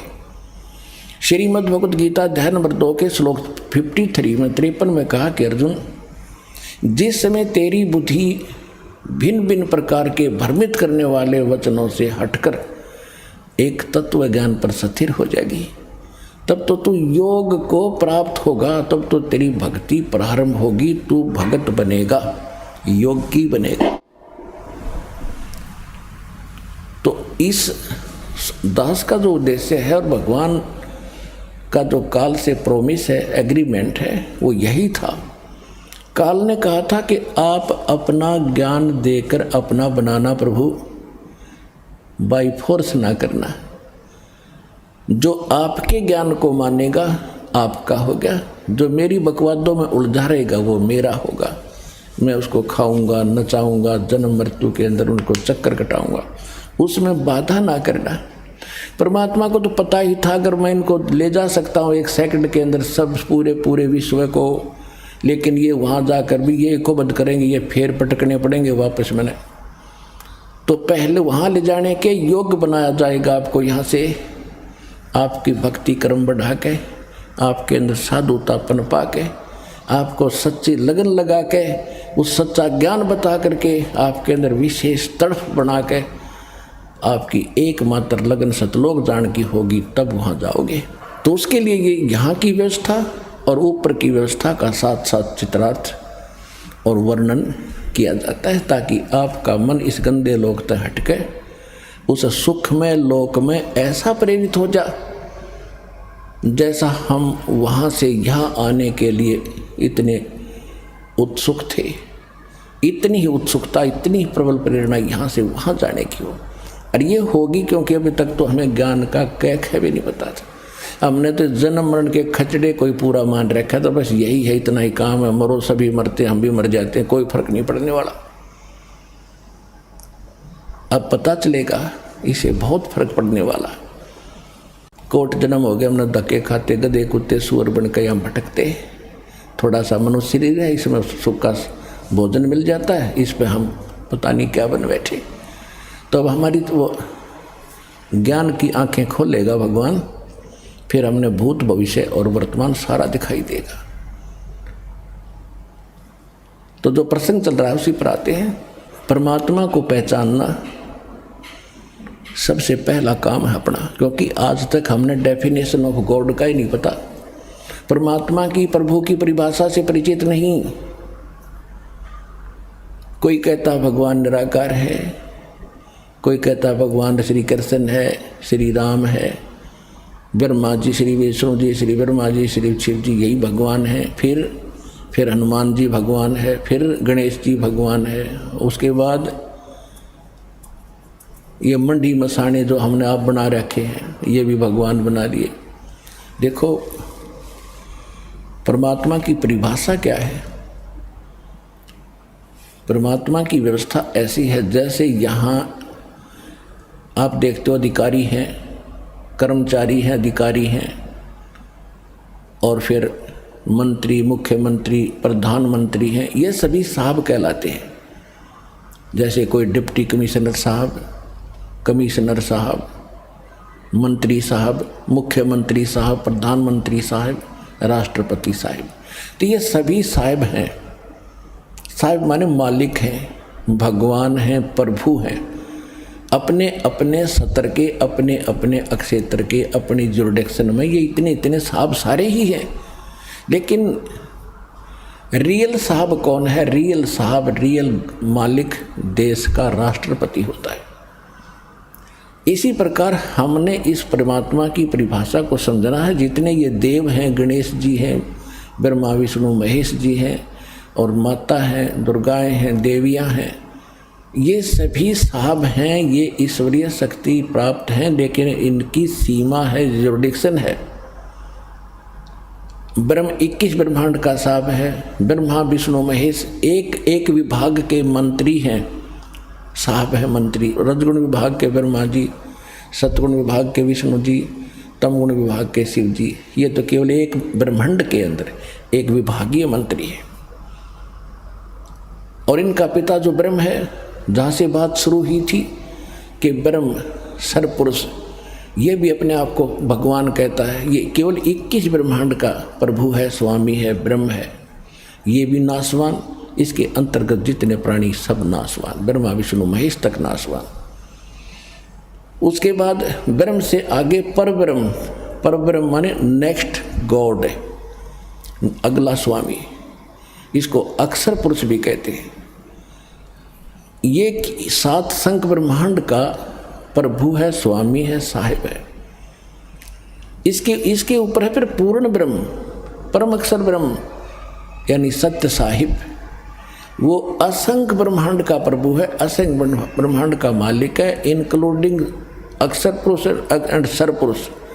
इन सब के ऊपर मालिक है। वो ही वास्तव में पुरुषोत्तम है, उसी को वास्तव में परमात्मा कहा जाता है। श्रीमद् भगवत गीता अध्याय नंबर 15 के श्लोक 16 और 17 में 3 पुरुष स्पष्ट बताए। सरपुरुष ये 21 ब्रह्मांड का स्वामी, ये ब्रह्म काल है। 7 संख ब्रह्मांड का स्वामी है वो अक्षर पुरुष है, जिसको परब्रह्म भी कहते हैं। इन दोनों के जितने भी प्राणी हैं इनके अंतर्गत सब नाशवान है, और ये स्वयं भी नाशवान है। गीता अध्याय नंबर 15 के श्लोक 17 में कहा कि उत्तम पुरुषत्व अन्य परमात्मा इति उदाहरते है, ये लोग धर्म अविश्य विवर्ती अवैश्वर है। वास्तव में उत्तम पुरुष श्रेष्ठ भगवान तो इन दोनों से अलग है, सरपुरुष और अक्षर पुरुष है, और उसी को परमात्मा कहते हैं। ओए होए पुण्यात्मा, जहाँ ये ऐसा जुल्म हो रहा है, आप कश्मीर में देख रहे हो क्या हाल हो गया। जिन कोठियों के चिपके बैठे थे उनकी छात पर बैठ कर जीवन रक्षा मांग रहे हैं और उनको उठाकर बाहर निकाला जा रहा। झांकते भी नहीं उन कोठियों की तरफ, केवल अपनी जान दिखाई देती है, कहीं दो टूक मिल जावे। तो पुण्यात्मा इसे गंदे लोक में इसको हम परमात्मा कह सकते हैं जहाँ हम रह रहे हैं। पीछे केदारनाथ के अंदर कितना नाश हो गया था, जगह जगह कैसा हाल हो जाता है। कोई दुर्घटना से मर जाता है, कहीं भूख मरी है, कहीं पर एक्सीडेंट हो गया, कोई कैंसर से पीड़ित है, कोई किसी कष्ट से दुखी है। जिस लोक में आप रह रहे हो क्या परमात्मा का लोक हो सकता है? लेकिन ये भी परमात्मा प्रसिद्ध हो रहा है। अब इस गीता अध्याय नंबर 15 के श्लोक नंबर 17 में स्पष्ट कर दिया है कि उसको परमात्मा कहते हैं। परम आत्मा, श्रेष्ठ आत्मा। तो भगवान इसलिए कहा है कि वो परम आत्मा है, वो श्रेष्ठ आत्मा है। श्रेष्ठ आत्मा वो है, आत्मा है तो परमात्मा साकार है। हम भी आत्मा है, हम परमात्मा नहीं है, हम आत्मा है। और आत्मा भी मलिन आत्मा होगी, वो परमात्मा है, कंस्टेंट रहता है, उसमें कोई मलिनता कभी नहीं आती, इसलिए वो भगवान है, सर्वशक्तिमान है। तो हम परमात्मा का अर्थ है जो दुख ना दे, केवल सुख सुख देता है, उसको परमात्मा कहते हैं। तो यहाँ स्पष्ट ये भी कर दिया कि वही सभी तीनों लोकों में प्रवेश करके।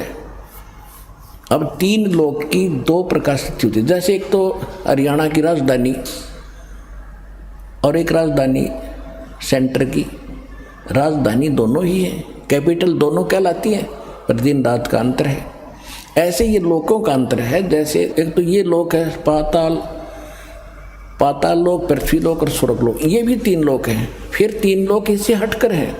एक तो अक्षर पुरुष का लोक, 21 ब्रह्मांड का क्षेत्र, फिर अक्षर पुरुष का लोक, 7 संग ब्रह्मांड का क्षेत्र, और फिर तीसरा जो लोक है वो सतलोक, ऊपर का जो लोक अविनाशी स्थान है, वो सारा अलग एक लोक है। उसके विभाग भले ही 3-4 हैं आपस, लेकिन ये तीन लोक ऐसे बनते हैं। जब यहाँ हम ज्ञान सुनाते हैं तो ये तीन लोक अलग होते हैं। तीन लोक का राज है ब्रह्मा विष्णु महेश, ऊंचा धाम कबीर का वाणी विरह विदेश। तो जब यहाँ तीन लोक की बात की है तो पृथ्वी, स्वर्ग और पाताल तक सीमा है। और जब यहाँ कह रहा है कि तीन लोकों में प्रवेश करके वही सबका धारण पोषण करता, अब तीन लोक ये ऐसे बन गए। एक 21 ब्रह्मांड का क्षेत्र ब्रह्म का, और 7 संग ब्रह्मांड का क्षेत्र ये परब्रह्म यानी अक्षर पुरुष का, और फिर ऊपर के जो चारों लोक हैं, सतलोक, अलखलोक, अगमलोक और अनामी अकैलोक, ये 4 लोक, वो लोक फिर एक है चारों को मिलकर, और ये 2 लोक ये न्यारे। इस प्रकार ये 3 लोक हैं, क्योंकि अध्यात्म मार्ग का इस पृथ्वी पर, इस दास के अतिरिक्त वर्तमान में किसी को पता नहीं, एक कैक है भी पता नहीं है। यह तो दया हुई दाता की।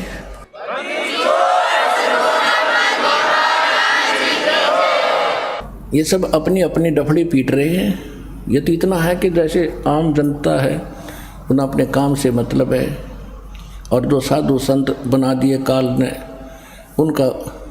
उनकी मजबूरी है सदग्रंथों को पढ़कर उनको बेवकूफ़ बनाने की। तो उन्हें जैसी अटपटका दी, विद्यार्थी को क्या पता, टीचर 2 दूना 6 गलत पढ़ा रहा है, वो तो 2 दूना 6 2 दूना 6 कल सुनाना है, 2 दूना 6 2 दूना 6 फिट कर लिया, 2 दूना 6 ही हो गया। अब 2 दूना 4 बताते हैं तो दस्ती नहीं उनके, क्योंकि 1000 वर्ष से ये सुन रहा है 2 दूना 6, लेकिन 2 दूना 4 तो 4 ही रहेगा, कभी ना कभी स्वीकार भी होगा। तो कबीर भगवान है, कबीर परमात्मा है, ये ब्रह्मा विष्णु महेश। 2 दूना 6 पढ़ रखा है तुमने, यो भगवान नहीं है। ये 2 दूना 6 नहीं, 2 दूना 4 कबीर साहब है। तो कहने का भाव ये है पुण्यात्माओं, ज्ञान से ही ज्ञान होता है। ज्ञान हमें पता मिला नहीं, सतगुरु हमें मिले नहीं, सत्संग हमें सुनने को प्राप्त नहीं हुआ, तो अज्ञान की गठड़ी बांध कर आराम से ढोए फिर रहे थे, लद्दे फिरते थे उस पर। अब वो पटकनी उठा के अब ये धरनी भगवान वाली आपके ऊपर है, ये आपको सदा सुखी करेगी। परमात्मा को सबसे पहले हमने परमात्मा को पहचानना है। और जब तक हमें ज्ञान नहीं होगा तो हम कैसे आगे बढ़ेंगे। तो यह सिद्ध हो गया कि परमात्मा की परिभाषा या इतनी बन गई, 2 अक्षरों में आसानी से समझ में आ गया। आपके 10 मिनट का सत्संग है, ज्ञान समझने को चाहता हो समझना, इतनी सी बात है। सदग्रंथ आपके पास है, अध्याय श्लोक दास बता रहा है और दिखा भी रहा है समय समय पर। तो जल्दी समझो, जितना देर करोगे पछताओगे। अब हम आगे बढ़ते हैं। अब परमात्मा की जो परिभाषा है ये इतनी सी है। तो अब हमने इन सदग्रंथों से पहचानना है कि कौन है वो समर्थ, वो परम अक्षर ब्रह्म कौन है। वो कहाँ से प्रमाणित होगा? हमारे सदग्रंथों से भी होगा, और जो सदग्रंथ बता रहे हैं, साथ में आंखों देखा महापुरुष बता रहे हैं जिनको भगवान मिले हैं, और दोनों की एक जैसी व्याख्या है। तो he is God, he is complete God, he is supreme God. वही है वो पूर्ण परमात्मा, वही है वास्तविक भगवान। श्रीमद् भगवत गीता अध्याय नंबर 16 के श्लोक 23-24 में स्पष्ट कर दिया कि अर्जुन, शास्त्र विधि को त्याग कर जो मनमाना आचरण, मनमाने मंत्र जाप करते हैं, साधना करते हैं, वो व्यर्थ है। न तो उनको सिद्धि प्राप्त होती है, न कोई सुख होता है, न उनकी गति हो। इसीलिए तो हम भक्ति करते हैं, ये तीनों पदार्थ मिले। और फिर स्पष्ट कर दिया है कि कर्तव्य और अकर्तव्य की व्यवस्था में, यानी जो साधना करनी चाहिए, जो ना करने योग्य है, उसके लिए सदग्रंथ ही प्रमाण है। किसी की दंत कथा पर विश्वास मत करना। तो पुण्यात्माओं, सबसे पहले हम अपने सदग्रंथ लेते हैं, वो सदग्रंथ जो बता रहे हैं, और फिर जिन महापुरुषों को हम मोक्ष मानते हैं, गुरु नानक देव जी जो सिख धर्म के प्रवर्तक हैं, सिख गुरु नानक देव जी, इनको विश्व में कोई यूँ कहने वाला नहीं है कि ये भगवान से इनको परमात्मा नहीं मिले। और तो चाहे हम किसी को मानने ना मानने, क्योंकि बहुत कम परिचित हैं उन महापुरुषों के बारे में जिनके विषय में दास उनके शुभ नाम बताता है। जैसे आदरणीय धर्मदास साहिब जी, आदरणीय धर्मदास साहिब जी से कबीर पंथ चला है, और कबीर पंथ भी अपने पवित्र कबीर सागर से आज कति परिचित नहीं, उसमें बताया क्या है।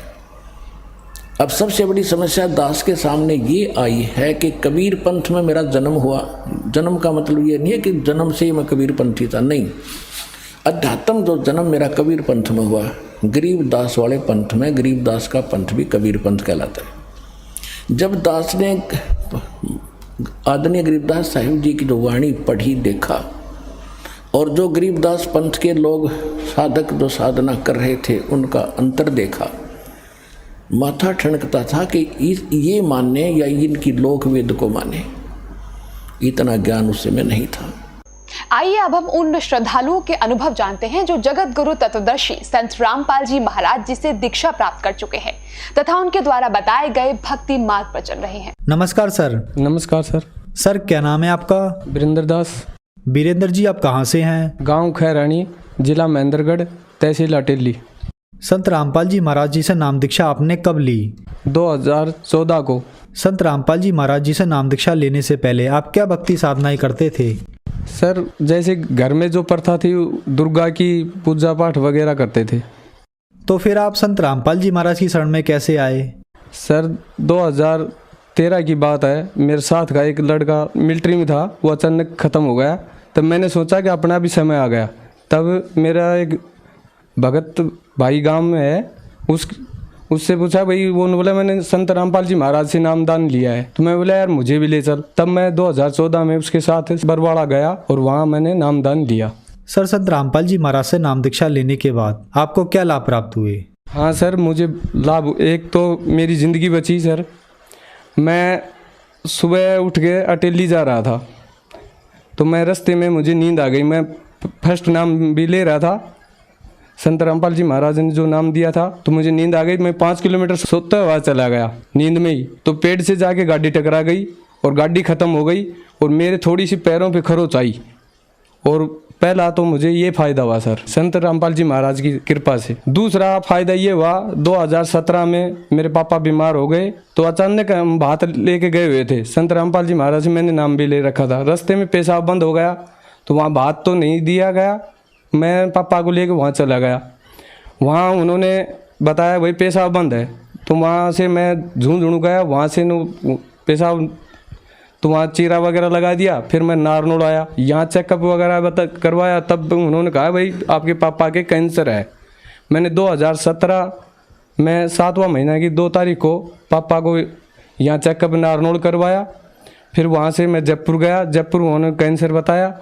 फिर पापा को यहाँ संत रामपाल जी महाराज से नाम दुआया और आज मेरे पापा संत रामपाल जी महाराज की कृपा से एकदम स्वस्थ हैं। 82 साल की एज है। दवाई वगैरह तो थोड़ी बहुत दवाई थी, ऑपरेशन पहले करवा दिया, नामदान से पहले ऑपरेशन करवा दिया था, पर कैंसर संत रामपाल जी महाराज की कृपा से ही ठीक हुई है। कैंसर की रिपोर्ट भी है, सारी चीज़ है, 2 साल की सब कुछ आप भी देख सकते हैं। कैंसर की रिपोर्ट वगैरह सारी चीज़ मेरे पास है और घर में छोटे मोटे तो लाभ होते ही रहते हैं। सर, संत रामपाल जी महाराज से नाम दीक्षा लेने के बाद आपको बहुत सारे लाभ प्राप्त हुए। तो जो दर्शक आज आपको देख रहे हैं, अगर उनमें से भी कोई कैंसर की बीमारी से ग्रस्त है या किसी अन्य बीमारी से ग्रस्त है, उनके लिए आप क्या कहना चाहेंगे?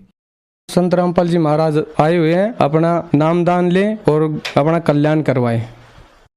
सर, संत रामपाल जी महाराज से नाम दीक्षा कैसे ले सकते हैं? साधना पे सत्संग आता है परमात्मा का, उस पे पट्टी आती है, वहाँ से किताब मंगाए या उसको देखें और आप गुरु जी का नाम लें, संत रामपाल जी महाराज का।